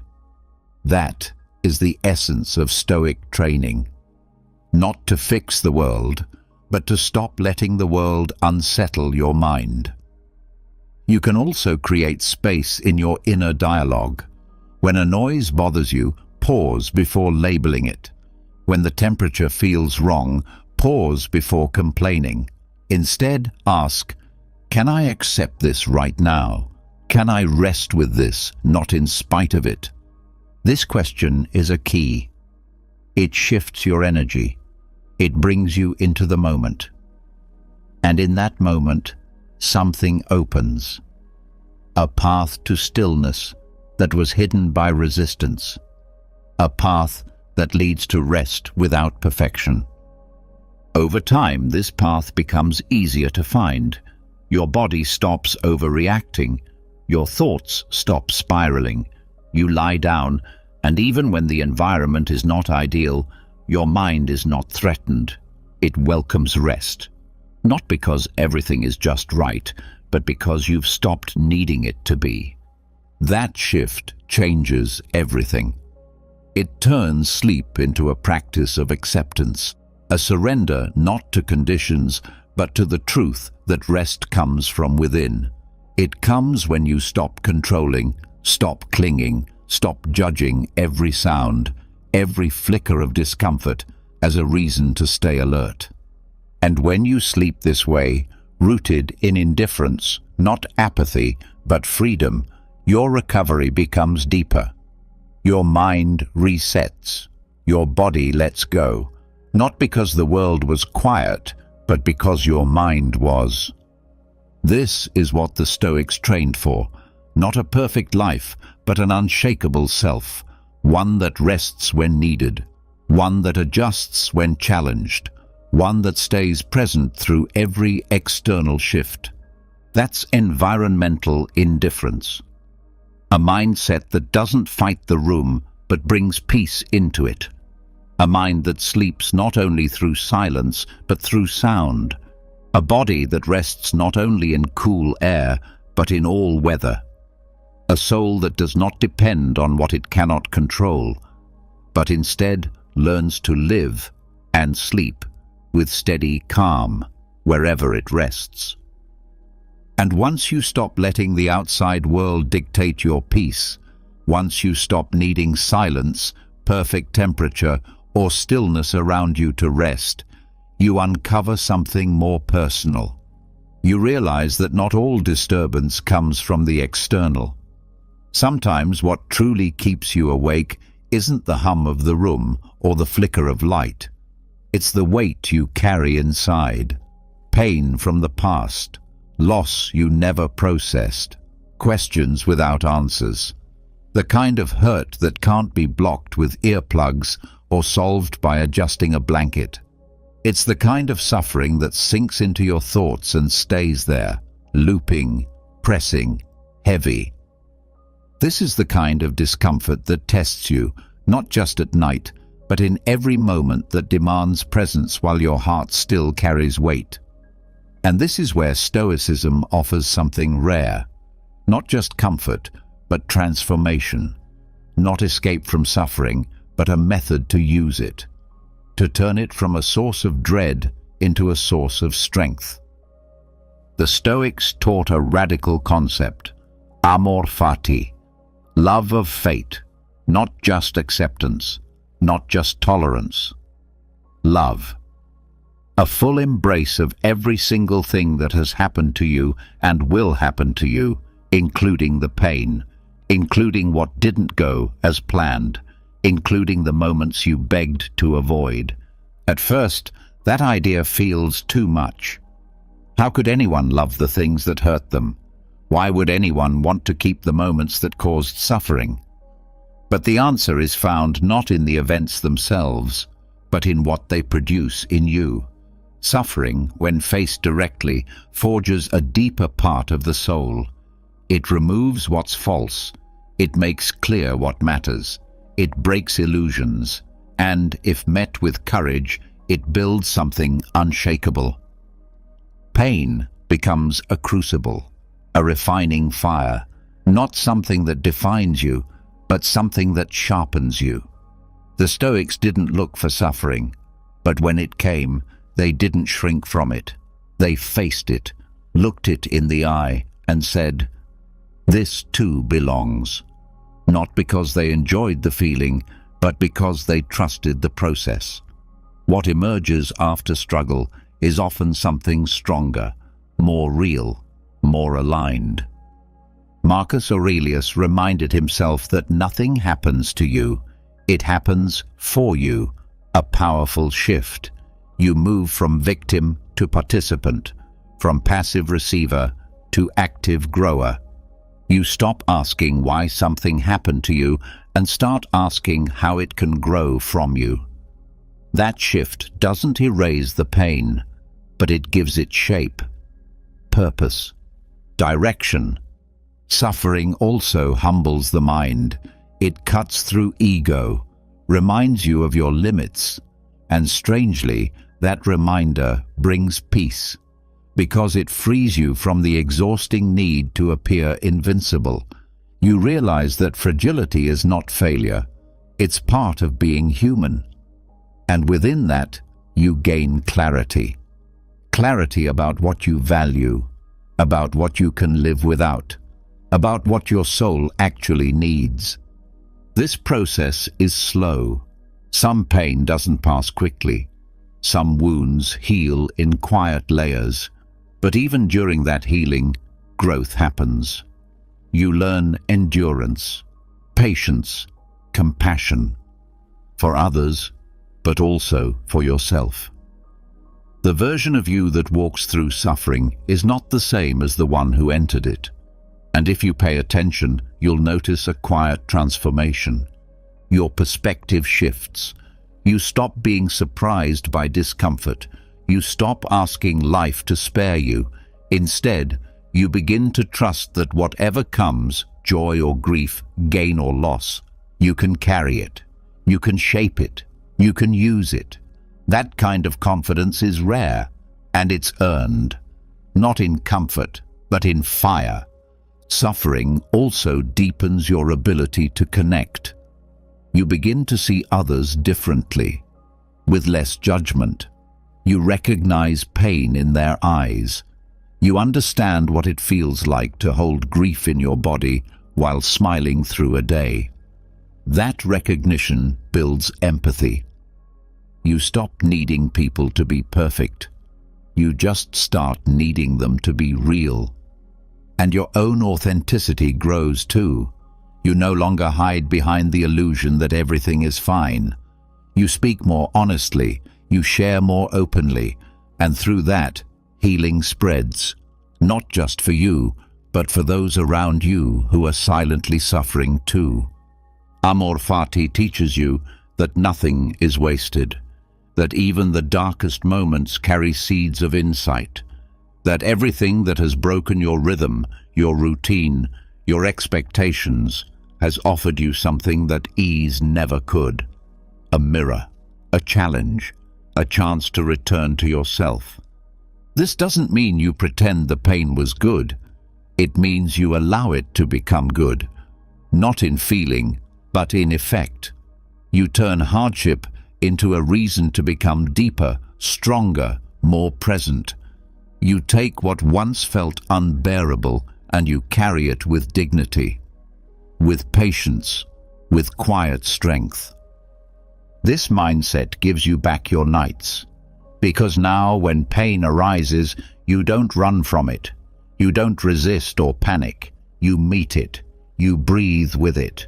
You say, "You are here, and I will not be broken by you." You sit with the ache, not as a victim, but as a witness. And slowly, your nervous system learns safety. Your mind learns acceptance. Your heart learns resilience.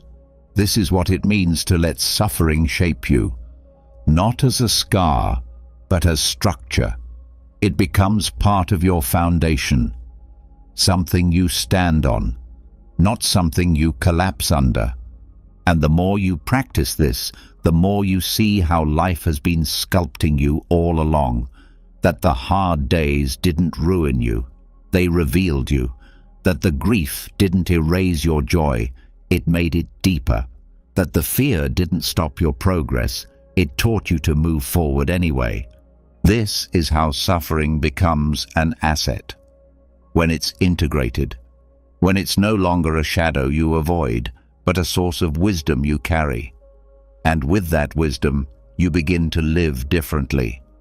You love more gently, you speak more carefully, you move through the world with eyes that see more than most.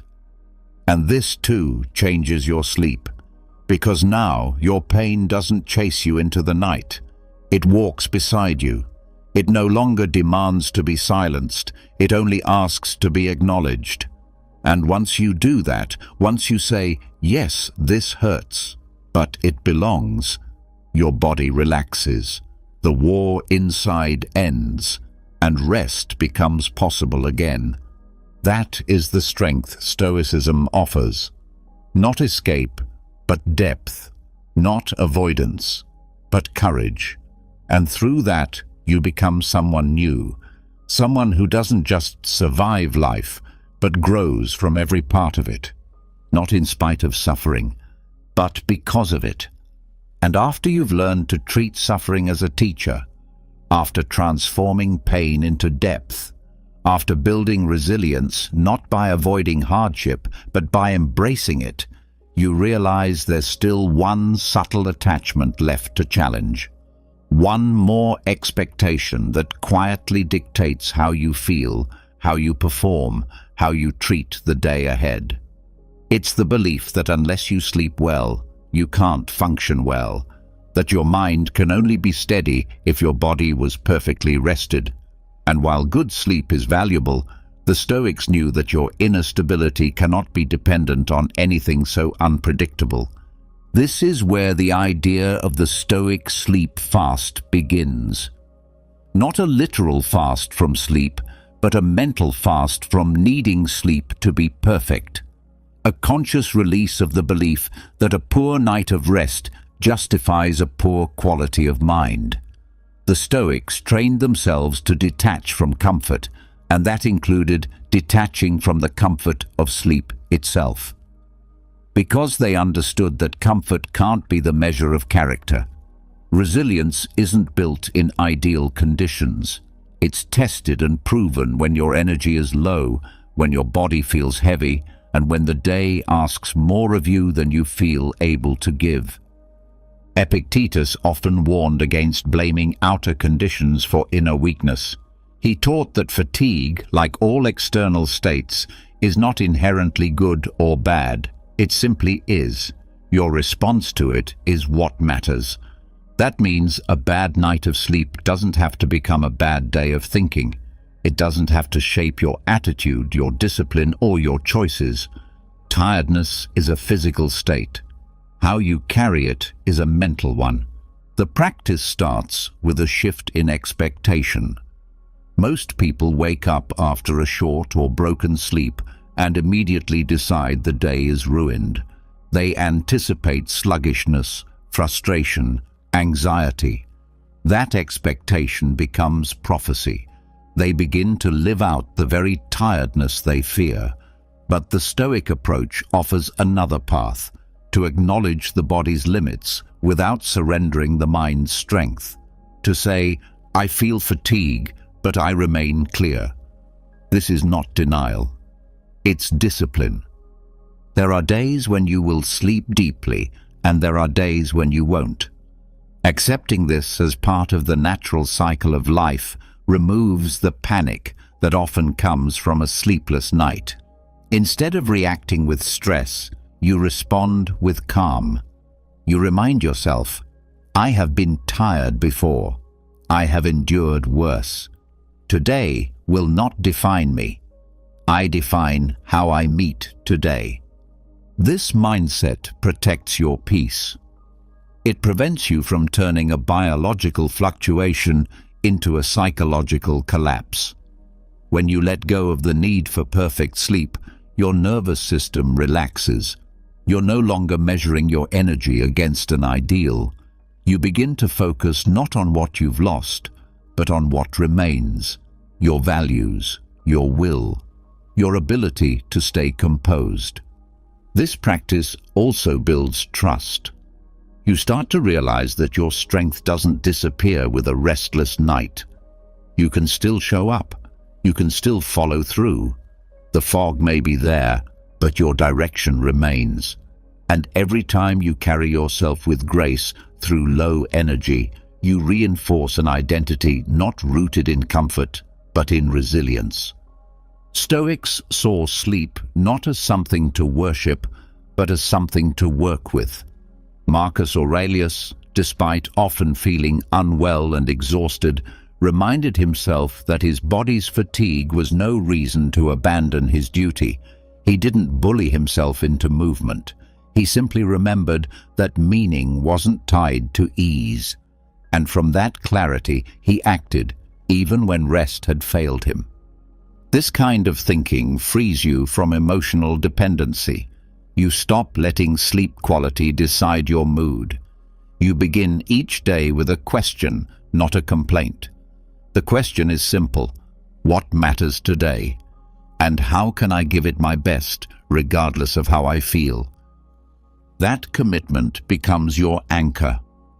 It allows you to stay rooted even when your body feels untethered. You stop wasting energy resisting your condition, and instead you use what energy you have to serve what you value. This doesn't mean ignoring the need for rest. It means not needing rest to be easy in order to function. This mindset also creates emotional consistency. When you're no longer riding the wave of good or bad sleep, your mood stabilizes. You become less reactive, more grounded. You stop framing your day around how you feel and start framing it around who you want to be. Sleep, like weather, changes, and like the Stoics taught, it is foolish to build your peace on anything that shifts beyond your control. But what doesn't shift is your ability to show up with clarity, even through the fog. What doesn't shift is your willingness to bring your attention to the present moment, no matter how it arrives. The Stoic sleep fast also teaches you how to listen to your body without obeying every complaint. Fatigue might be present, But that doesn't mean your actions must collapse around it. You can rest when rest is needed, but you can also move forward when meaning calls. You learn to discern between real exhaustion and psychological resistance. This balance is key. You begin to respect rest, but you stop worshipping it. You appreciate sleep, but you don't demand it. You use what you're given each night and make the most of it each day. That is strength, not denial, not force, but calm adaptation. You also stop using tiredness as an excuse for unkindness. You stop snapping at others because you didn't sleep well. You stop abandoning your discipline because your body feels off. The Stoic chooses behavior based on principles, not on fluctuating states. And that choice, repeated, creates consistency. It builds trust in yourself, and others begin to trust you more too. This trust is built in small moments. When you take one deep breath instead of complaining, when you stay calm in traffic instead of blaming your bad night, when you speak kindly despite your tension.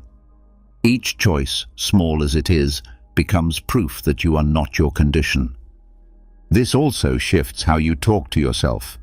You stop saying, "I can't do this today, I'm too tired."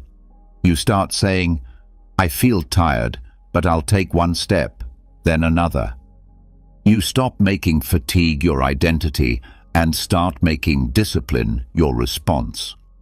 Over time, that builds a kind of confidence that doesn't depend on how well you slept, but on how well you respond. Even your rest improves when your mind stops obsessing over it. When you stop fearing poor sleep, your anxiety fades. The pressure lifts. And ironically, when you stop needing perfect sleep to function, you often start sleeping better, because the body rests more deeply when the mind is calm. This practice is especially important in times of stress, when life demands more and gives less, when circumstances prevent good sleep. During those times, your ability to remain composed becomes more valuable than ever. And it is here, in these moments, that your training shows. You stop being the person who falls apart without comfort. You become the person who adapts, who carries themselves with grace through weariness, who doesn't wait for the perfect morning to bring their full effort. That kind of person sleeps better not because sleep is always available, but because peace is always available. And peace, when practiced regardless of energy, becomes your constant companion. The Stoic sleep fast is not about glorifying burnout. It's about dissolving your emotional dependence on rest quality. It's about removing sleep from the list of things that decide whether you're okay. You take it off its pedestal. You welcome it when it comes, but you no longer chase it like your sanity depends on it. This shift makes room for a more stable life, one where you show up no matter what, one where your sense of self isn't shaken by a poor night, one where rest is a gift, but strength is a decision. And in that decision, you rest more easily, because now you know that even when rest is imperfect, your mind can remain whole, your purpose can remain clear, and your spirit can remain strong. Not because you slept well, but because you know who you are when you don't. And once you've let go of your dependency on perfect sleep, once you've stopped letting your mood rise and fall with how rested you feel, a deeper challenge begins to reveal itself. It's not just about energy. It's not just about physical discomfort.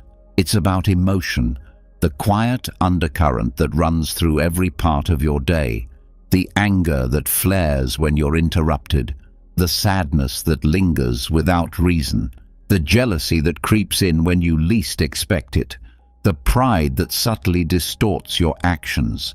Even when your behavior is steady, these forces can stir chaos within.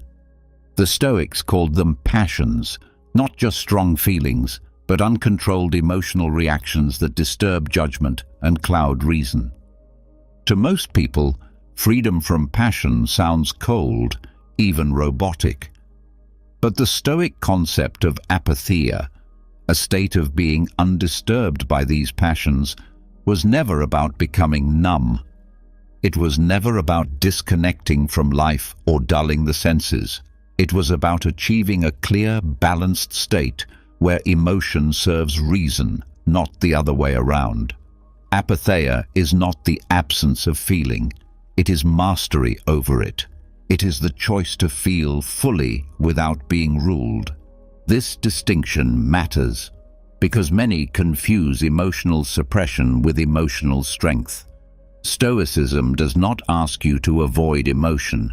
It asks you to examine it, to understand it, and most importantly, to govern it.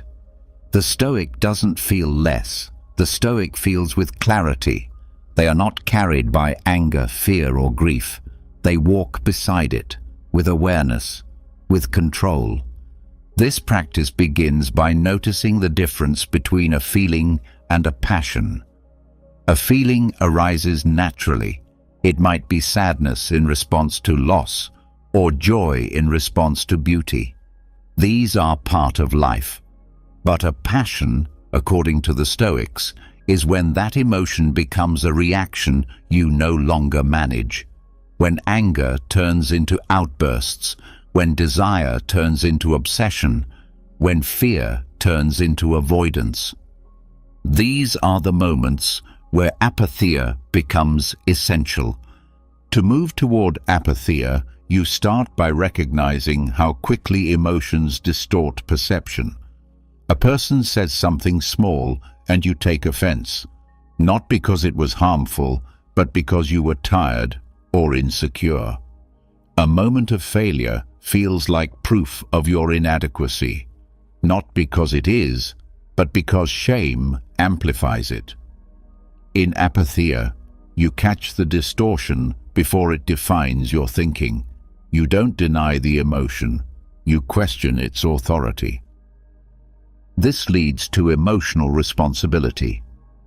You stop blaming circumstances or other people for how you feel. You begin to say, "This anger is mine. This fear belongs to me. I may not have chosen its arrival, but I choose how I respond." This creates space, a gap between stimulus and reaction. In that gap, reason can breathe. The Stoics believed that reason should govern the soul, that we are rational beings by nature, and therefore our emotions should be guided, not abandoned. Apatheia is the result of discipline, not indifference. It comes from examining every emotional impulse and asking, is this helpful? Is this true? Is this aligned with my values? If not, it is let go, not buried, not denied, just released, like smoke from an open window. This practice also makes you emotionally dependable. When others are in crisis, your calm becomes useful. Your ability to feel without panicking, to respond without exploding, creates stability. Apatheia allows you to support others without being swallowed by their pain. You can listen deeply, offer presence, and still return to center. A life led by apatheia is not flat. It is rich, but the richness is subtle. It doesn't spike and crash. It flows. Joy still comes, but it's steady. Sadness still visits, but it doesn't define. Excitement still rises, but it does not unseat reason. Everything is felt. Nothing is clung to. The path to this state requires honest work. You must look closely at your habits. Do you seek validation just to feel safe? Do you avoid discomfort by masking it with distraction or blame? Do you act on emotion before examining it? These are not flaws. They are places for growth. Apatheia isn't perfection. It's commitment. to return again and again to balance. One method for this is daily reflection. Each night you review. Where did I let emotion lead today? Where did I act against my better judgment? What would a wise version of me have done? This isn't self-criticism, it's self-alignment. Over time, this practice builds a deeper emotional intelligence, one that doesn't depend on avoiding emotion, but on understanding its roots. You also begin to notice that most emotional chaos comes not from the events of life, but from our interpretation of them. Someone cuts you off in traffic. The act is neutral, but the meaning you assign, "they disrespected me," creates the emotion. In apatheia, you begin to strip events of unnecessary meaning. You start saying, "This happened. Now, what is the best response?" This doesn't make you passive, it makes you strategic. You act based on what supports your principles, not based on what soothes your pride. You choose calm, not because you're afraid to speak, but because you know when silence is strength. Apatheia also creates internal space. Without passions running wild, your mind becomes clearer. Thoughts settle, priorities sharpen. You no longer waste energy chasing emotional highs or running from emotional lows. You begin to live with focus, and that focus becomes freedom. Even in relationships, this practice is powerful. You stop demanding others make you feel a certain way. You no longer give your emotional state to their behavior.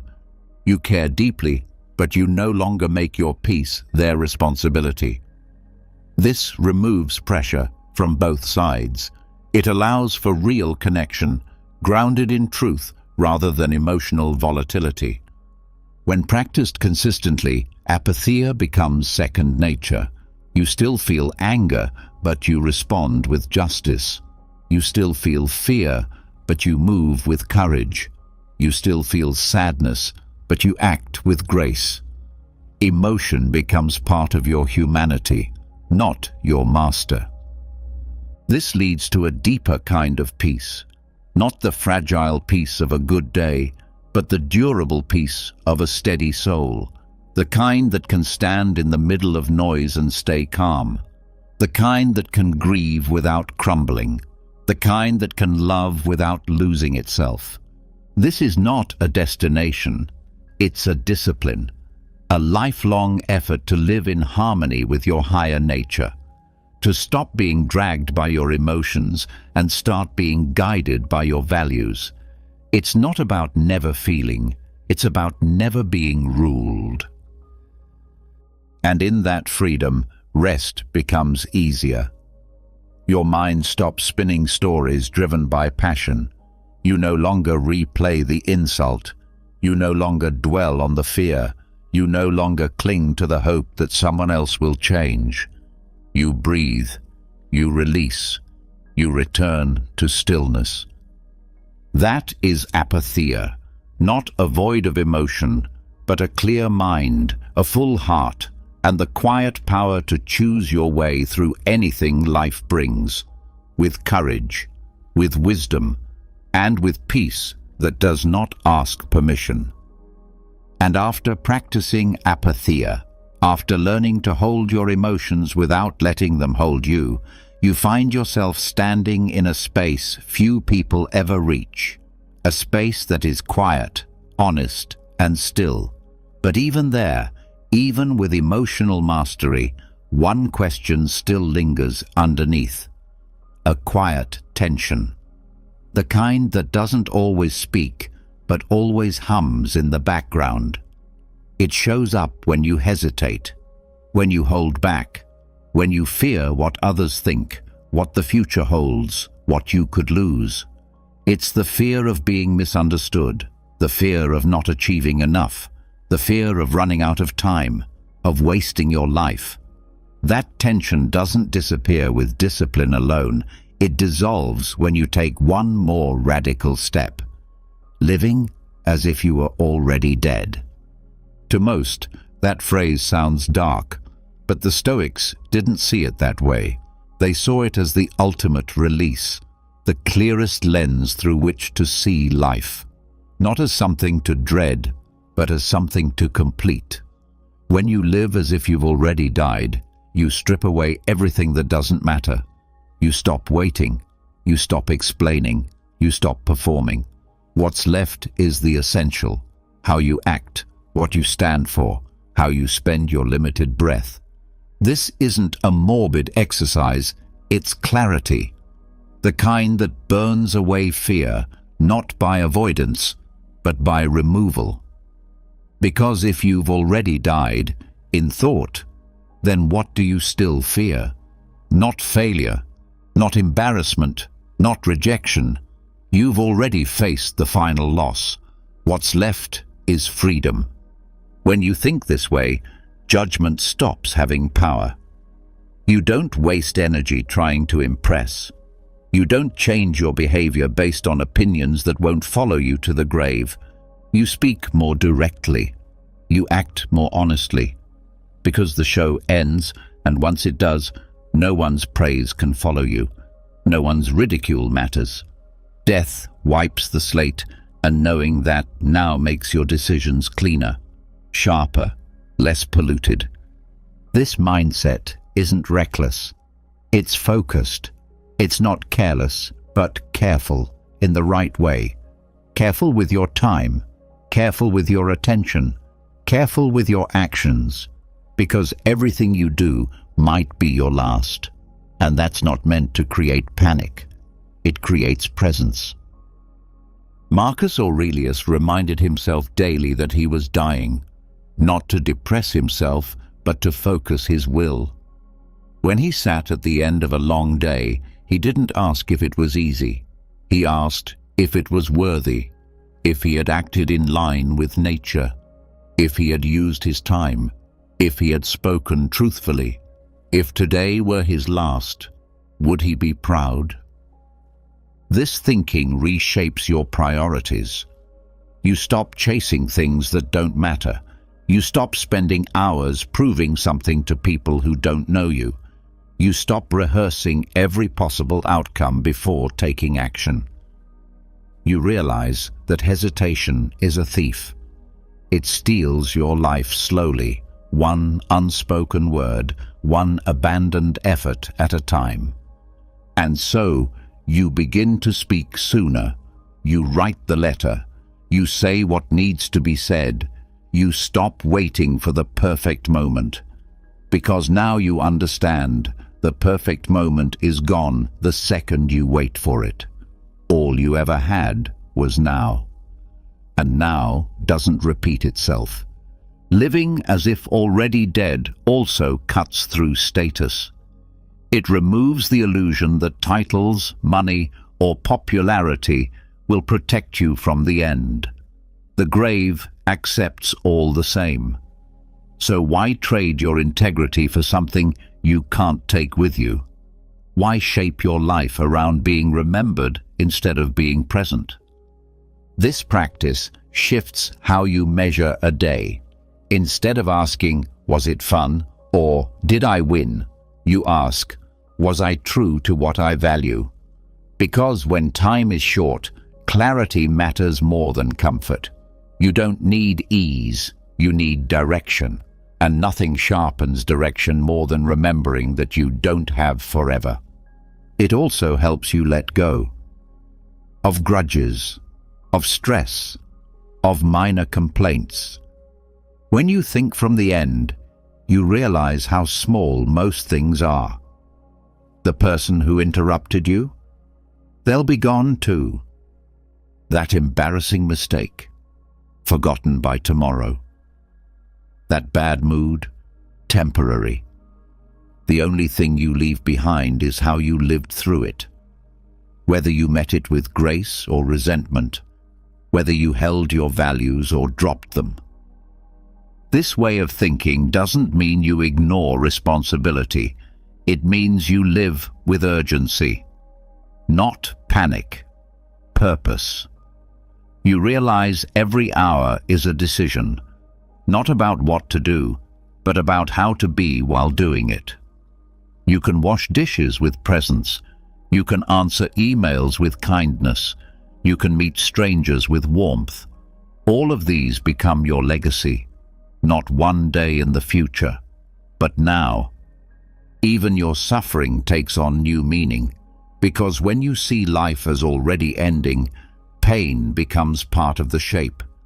You no longer ask, "Why me?" You ask, "How will I carry this?" Not because you enjoy it, but because it's part of your limited script. And how you respond to your pain, that becomes part of the story you leave behind. Fear of loss also shrinks. You begin to understand that you cannot truly lose what was never promised. Every connection, every possession, every breath, none of it was owed to you. So when you live as if already dead, you treat everything as a gift. And gifts are meant to be appreciated, not clung to. Even sleep changes under this perspective, because when you lie down at night, it becomes an act of release. You no longer carry the tension of what wasn't finished. You no longer fear the unknown. You've practiced the art of letting go every day. So when the time comes to close your eyes, it feels natural. It feels aligned. Not because everything is done, but because you used your time with intention. This is not a life of pressure. It's a life of presence, where you don't postpone what matters, where you stop asking permission to be yourself, where you stop building your identity on things that fade, and instead you build it on choice, on clarity, on courage. You walk lighter, you speak braver, you love fuller, not because you know how long you have, but because you've stopped needing to know. You've stopped using time as a reason to wait.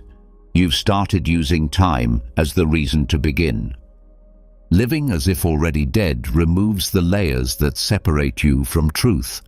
It breaks the habits of delay, the fear of looking foolish, the obsession with outcome. You begin to live as if there is nothing left to protect. Because there isn't. Not in the way we think. Everything we think we're guarding is already on borrowed time. This mindset also dissolves comparison. What does it matter if someone is ahead of you, richer than you, more recognized? Their finish line is the same. Your value isn't in competing, it's in how deeply you show up, how well you've used your time, how aligned you are with what matters when everything else falls away. The Stoics weren't teaching death worship. They were teaching life ownership. A radical return to the present. A call to cut the noise and pay attention to what's actually in front of you. Because when you start living as if nothing is guaranteed, you start loving without reservation. You start working without needing applause. You start resting without guilt. This clarity also creates forgiveness of yourself, of others, because when you view life from the end, you realize how much energy you've spent holding on to things that won't matter when you're gone. You stop clinging to being right. You stop waiting for apologies. You begin to choose peace, not as a weakness, but as wisdom. And all of this becomes your sleep. Your mind no longer replays what could have been. It no longer rehearses arguments. It no longer fears tomorrow's weight, because you've practiced the ultimate letting go, not in theory, but in how you live. So when you close your eyes tonight, you do so with calm, because today you lived not waiting, not pretending, but awake, honest. And if this is the end, there is nothing more to chase, nothing left unsaid, nothing to fear, only rest and peace. And after living as if already gone, after removing the fear of loss, the fear of judgment, the fear of time running out, you're left with something even more subtle, something so familiar that it often hides in plain sight. It's the voice inside your head that still wants to be seen a certain way, the one that tries to shape every moment into a performance, the one that wants to be respected, admired, recognized. Even after letting go of external noise, this inner weight remains, not from the world around you, but from the identity you've created to navigate it. This is where the deepest form of detachment begins, the dissolving of ego. Marcus Aurelius wrote often about identity, not in the modern sense of self-branding, but in the ancient sense of the self as a role, a temporary mask. He reminded himself again and again that he was a body destined to die, a mind made of breath, a soul shaped by choice. Everything else, his title, his reputation, even his thoughts, were subject to change, and therefore not truly his. The ego is a construction, built from memory, habit, praise, and comparison. It's not who you are, it's what you've learned to project. It wants to protect your image, it wants to be important. But that need becomes a prison, especially at night. When all the roles fade and you're left alone with your thoughts, it's often the ego that spins the wheel, replaying conversations, rehearsing future arguments, regretting what was said or unsaid, not because those moments matter, but because your identity felt threatened. When you're trying to sleep and your mind won't let go, it's often because some part of your ego was touched that day. Maybe someone ignored you. Maybe you weren't praised for something. Maybe you were misunderstood. These things disturb your rest not because they are painful, but because they contradict the story the ego tells about who you are. The Stoics saw through this. They knew that to be free, you must stop defending your idea of yourself. You must stop clinging to the narrative of "I am this" or "I must be seen as that." They practiced returning to what was unchangeable, their nature as rational beings capable of virtue, no matter what the world thought of them. Marcus reminded himself daily that the opinion of others was not within his control. More than that, he reminded himself that his own status, his role as emperor, was borrowed, not permanent, not defining. His true task was to act justly, speak truthfully, and let go of all need for recognition. That practice releases pressure. It allows the mind to quiet, because now you're no longer trying to prove something every waking hour. You stop needing to be right all the time. You stop needing to be seen in a particular way. You begin to act because it is right, not because it will reinforce your image. This shift opens the door to sleep in a powerful way, because once the ego softens, the internal noise fades. There's no more need to keep the day alive in your mind, no need to perfect your past, no need to plan your future to maintain your sense of importance. You can finally let go, fully.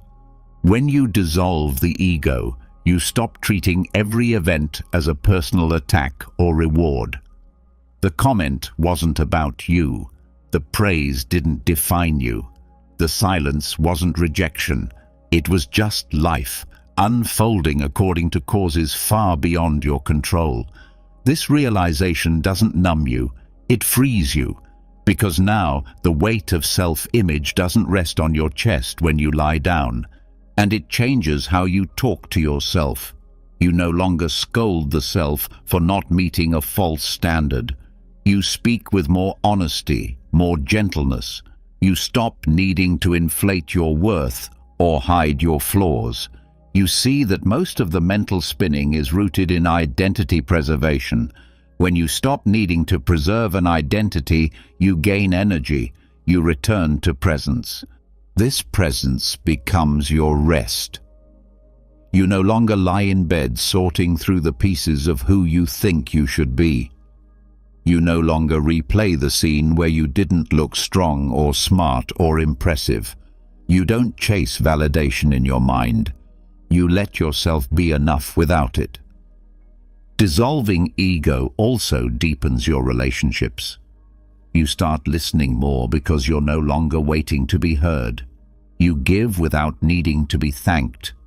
You help without attaching your worth to the outcome. And this way of living carries into the night. You sleep better because your heart is lighter, because your day wasn't spent managing perception. It was spent living with sincerity. This doesn't mean you forget who you are. It means you remember what you are beneath the stories. A human being, like all others, shaped by time, experience, and chance. It means you remember that self-worth is not performance-based, that what matters is not how you are seen, but how you are guided by truth. Marcus Aurelius wrote that the opinion of others only matters if you've made your peace depend on it. That includes your own opinion of yourself too. If you spend the night evaluating your own worth, your sleep becomes hostage to a false standard. But if you see clearly that identity is fluid, that it's not your soul but your costume, you stop needing to keep it polished all the time. You begin to wake up with less pressure. You no longer need the day to validate your existence. You move through it as a steward of your actions, not as a curator of your reputation. You say what needs to be said. You do what needs to be done. And then you let it go. And at night, that letting go becomes real. You close your eyes not as someone who needs to prove anything, but as someone who already is, who has already been enough, because you aligned with your values, not with your image. This clarity changes your breathing, your posture, your thoughts. You stop reviewing yourself like a performance. You begin to rest, not just the body, but the story. You stop needing to carry it to bed.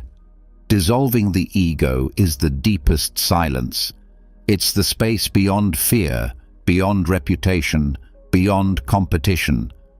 It's where you return to being, not doing, not becoming, just being. And from there, rest is no longer a battle. It is the natural result of no longer holding the mask, no longer defending the self-image that crumbles under pressure. You release it gently, and what remains is calm. A calm not built on perfection, but on truth. And once you begin dissolving the ego, once you stop needing to replay who you are, what others think, or how you're perceived, you begin to notice just how much mental space that identity used to take up. You feel lighter. But even then, there's something else that tries to pull you back in, not because it's loud, but because it's familiar. It doesn't come from the need to be seen. It comes from the habit of thinking long after the day is done, of turning events over in your head again and again, of reaching for understanding long after it's useful. This is rumination, and left unchecked, it steals sleep, clarity, and peace. The Stoics faced this too. Their minds were active, full of responsibility, reflection, uncertainty. But they didn't let thinking become obsession. They trained their minds to know the difference between useful reflection and mental noise. They practiced not just wisdom in action, but wisdom in rest. That's where the practice of delay and redirection came in. Not suppression, but conscious control. To control the impulse to ruminate, you must first understand what it is. Rumination is not thought. It's a loop. It doesn't solve. It replays. It takes a moment, a sentence, a memory, and spins it until all clarity is gone. You believe you're gaining insight, but often you're just feeding anxiety. The Stoics knew that unchecked thought doesn't bring peace, it brings confusion. So they started with a simple principle: don't engage without reason. Not every thought deserves your attention. Not every mental prompt needs to be explored. If something arises that you cannot act on, solve, or clarify, it is not a thought to follow. It is a thought to release. This starts with awareness. You lie in bed and a thought returns, something from the past, a worry about tomorrow. Instead of diving into it, you pause. You ask, is this useful? Can I do something about it right now? If not, you apply delay. You say, I will think about this tomorrow when I can act. For now, it stays where it is. Delay creates space. Space breaks cycles. The Stoics understood that action is tied to time. If you cannot act in the present, then obsessing now is wasted energy. It steals rest without producing wisdom. So they taught the mind to wait, to save analysis for daylight, to allow the night to be what it's meant to be: recovery. Redirection is the next tool. Once you delay a thought, you don't leave a vacuum. You guide your mind elsewhere, not to distraction, but to something stable. Breath, gratitude, observation. You might recall something simple, a moment of calm from earlier, or focus on the feel of your breath moving in and out, not to escape your thoughts, but to anchor your attention. Rumination feeds on drift. Presence ends its fuel. Marcus Aurelius would write that the soul becomes dyed with the color of its thoughts. That means you choose what colors you allow at night. Rumination often comes from a desire to feel in control, but it backfires. The more you ruminate, the less control you feel. The Stoic approach is to replace control-seeking with clarity-seeking, and clarity rarely comes from spinning. You learn to accept what's unresolved, to sit in uncertainty without needing to analyze it into submission. That acceptance is not weakness, it's recognition that not everything needs to be solved before you sleep, that tomorrow will offer its own space for judgment, that your mind is not meant to run 24 hours a day. This doesn't mean thoughts won't return. They will. But you practice responding instead of reacting. A thought arrives, and instead of feeding it, you notice it, label it, and return to the present. That habit becomes a skill. Over time, your nervous system begins to associate rest with safety, not stimulation. Your brain stops seeing silence as a problem to fill. Even important thoughts can wait. The Stoics didn't fear forgetting, they feared wasting time on the wrong thing. So if something matters, write it down. Remove it from your mind's holding pattern. That small act of release is powerful. It signals closure. You're not suppressing the thought, you're choosing not to carry it. Ruminating also often disguises itself as responsibility. You tell yourself you should be thinking it through, that it shows care, diligence, preparation. But the Stoics would challenge that. Is looping over a mistake the same as learning from it? Is worrying about tomorrow the same as preparing for it? No, they're different, and the difference is intention. Stoic thinking is purposeful. It asks, is this thought aligned with my values? Is it under my control? If not, it doesn't get a seat at the table. You begin to treat your attention as sacred. Not everything gets access. You also learn to work with the body. Because the mind doesn't ruminate in isolation. It rides on tension. A clenched jaw, a shallow breath, a tightened stomach. To break the mental loop, you meet the physical pattern. You breathe slower. You soften the muscles. You release the tension that says, I'm still in the fight. That message calms the brain. This practice becomes your nighttime ritual, not counting thoughts, but clearing space. You give your brain permission to stop performing. You remind it that the day is done, that thinking does not prove your value, that rest does not require every answer. And if thoughts return again and again, you don't fight them, you don't argue, you practice noticing and letting go, like leaves on a stream. You observe, you release, you come back to what's here, not what was, not what might be, just this moment. Over time, this becomes a way of being. You no longer chase every mental thread. You choose which ones to pull. You develop a quiet confidence in your ability to pause, and that pause becomes peace. Even during difficult seasons, when thoughts feel urgent, you stay grounded. You know the difference between analysis and anxiety. You know how to hold space for pain without amplifying it. You know how to give yourself rest without needing to have everything solved. This is what Stoic detachment teaches, that thought is a tool, not a master, that peace comes not from solving more, but from choosing what's worth solving. That rest is not the result of exhaustion, it's the result of surrender. So when your mind begins to spin tonight, pause, breathe. Remember, not every thought is worth your energy. Not every worry deserves your midnight attention. You are allowed to release.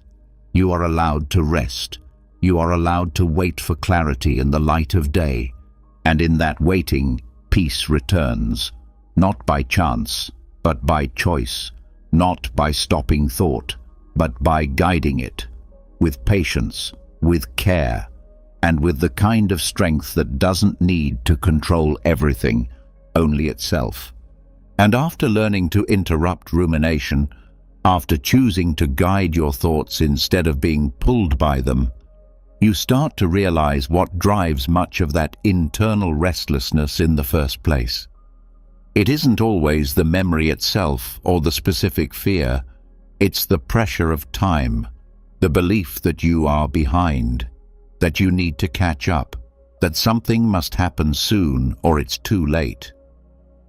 This quiet anxiety runs beneath almost every thought loop, a subtle ticking, a constant reminder that life is moving and you are not moving fast enough. This is the tyranny of time, and unless it is faced directly, it rules the mind and poisons your sleep. The Stoics knew this well. They wrote about death not to be morbid, but to remind themselves how short and unpredictable life is.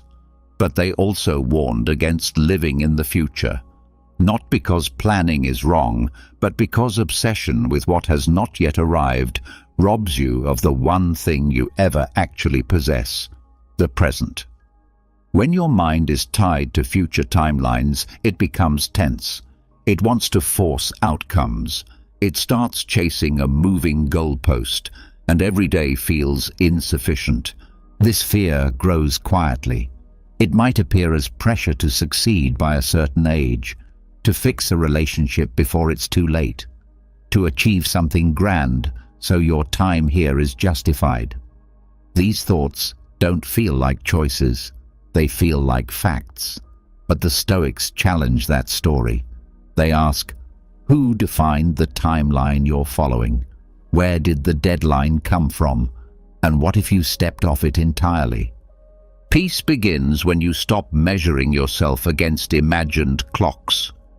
When you stop believing that life owes you something at a specific pace. Time is not your enemy. Your expectation of how it should unfold is. The Stoics called for presence not because they lacked ambition, but because they knew that the future is never in your hands. Only your attention is. When you try to sleep, but your mind won't stop racing, it's often because it's racing into a tomorrow that hasn't come. What if I don't finish in time? What if they don't change? What if I miss my chance? These questions are built on imagined futures. They're filled with variables you can't touch, And the Stoic response is simple: focus only on what you can influence right now. That focus is power. It doesn't ignore the future, it simply refuses to live there. You plan for it, yes, but you don't live in it. You don't rehearse every possibility like your life depends on it. You don't tie your peace to events that haven't happened, because peace built on prediction is fragile. The moment the future shifts, your mind collapses. So instead, you root yourself in the now.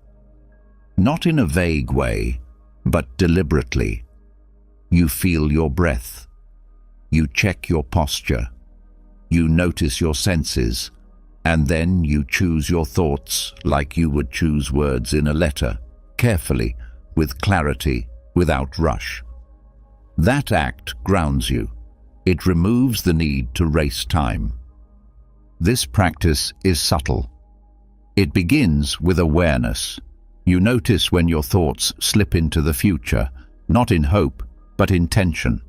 You catch the script that says, "If I'm not there yet, I'm failing." And you answer with presence. You say, "What can I do with this moment, this breath, this hour?" And then you do that, fully. Marcus Aurelius wrote that the present moment is all you can ever lose, that everything else is either memory or imagination. This means that clinging to the future is not just unhelpful, it's self-inflicted loss. You are abandoning what is real in exchange for what is uncertain. And sleep, which requires surrender, becomes impossible when your mind refuses to return home. This is where Stoic detachment from time begins. It doesn't reject movement or goals. It simply detaches your identity from progress. It allows you to act without needing immediate reward, to work without needing a rival, to love without needing a guaranteed tomorrow. That kind of thinking creates space in the mind. You stop hurrying every thought. You stop rushing every conversation. You begin to live more slowly, not in pace, but in presence, and that slowness seeps into your rest. Your brain no longer thinks it has to solve every problem before morning. It trusts the rhythm of action and rest. This detachment also dissolves the fear of wasted time. So much anxiety comes from feeling like you're not doing enough, fast enough. But the Stoics would remind you, time is not wasted when you are aligned, even if the progress is invisible, even if the change is internal. The question is not, how much did I achieve today? The question is, was I awake while living it? And that is something you can control. Every day, you can choose how you respond, how you speak, how you hold your integrity. These moments are not small, they are your life. The future will become now soon enough. And when it does, your preparation won't come from worry, it will come from attention. This shift also helps you accept your path. You no longer compare timelines. You no longer look at someone else's chapter and feel behind. The Stoics knew that comparison is often just masked impatience. When you stop chasing someone else's tempo, you begin to hear your own. You begin to trust your pace, to accept detours, to learn from delays instead of fighting them. And most importantly, you stop thinking that life begins later. You stop pushing peace to some distant finish line. You start finding it now in the smallest of actions, in how you show up when no one's watching. This doesn't kill ambition, it clarifies it. You start working for meaning, not for timelines. You set goals not to prove yourself, but to refine yourself, to grow without the constant fear of being too late. Because the only thing truly late is the life not lived fully in the moment it was given. This clarity changes how you prepare for sleep.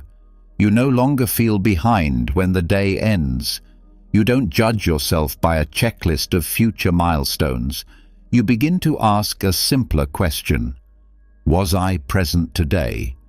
If yes, then the day was enough, even with flaws, even with silence, even with pause. This practice also protects your peace during transition. Whether you're starting something new, ending something old, or simply waiting, you stop needing certainty to feel calm. You stop using time as a weapon against yourself. You use it as a teacher, one that moves whether you chase it or not. And at night, when the lights dim and the mind wants to rush forward again, you pause, you breathe, you say, "There is nothing to catch tonight. There is only now." You release the false urgency.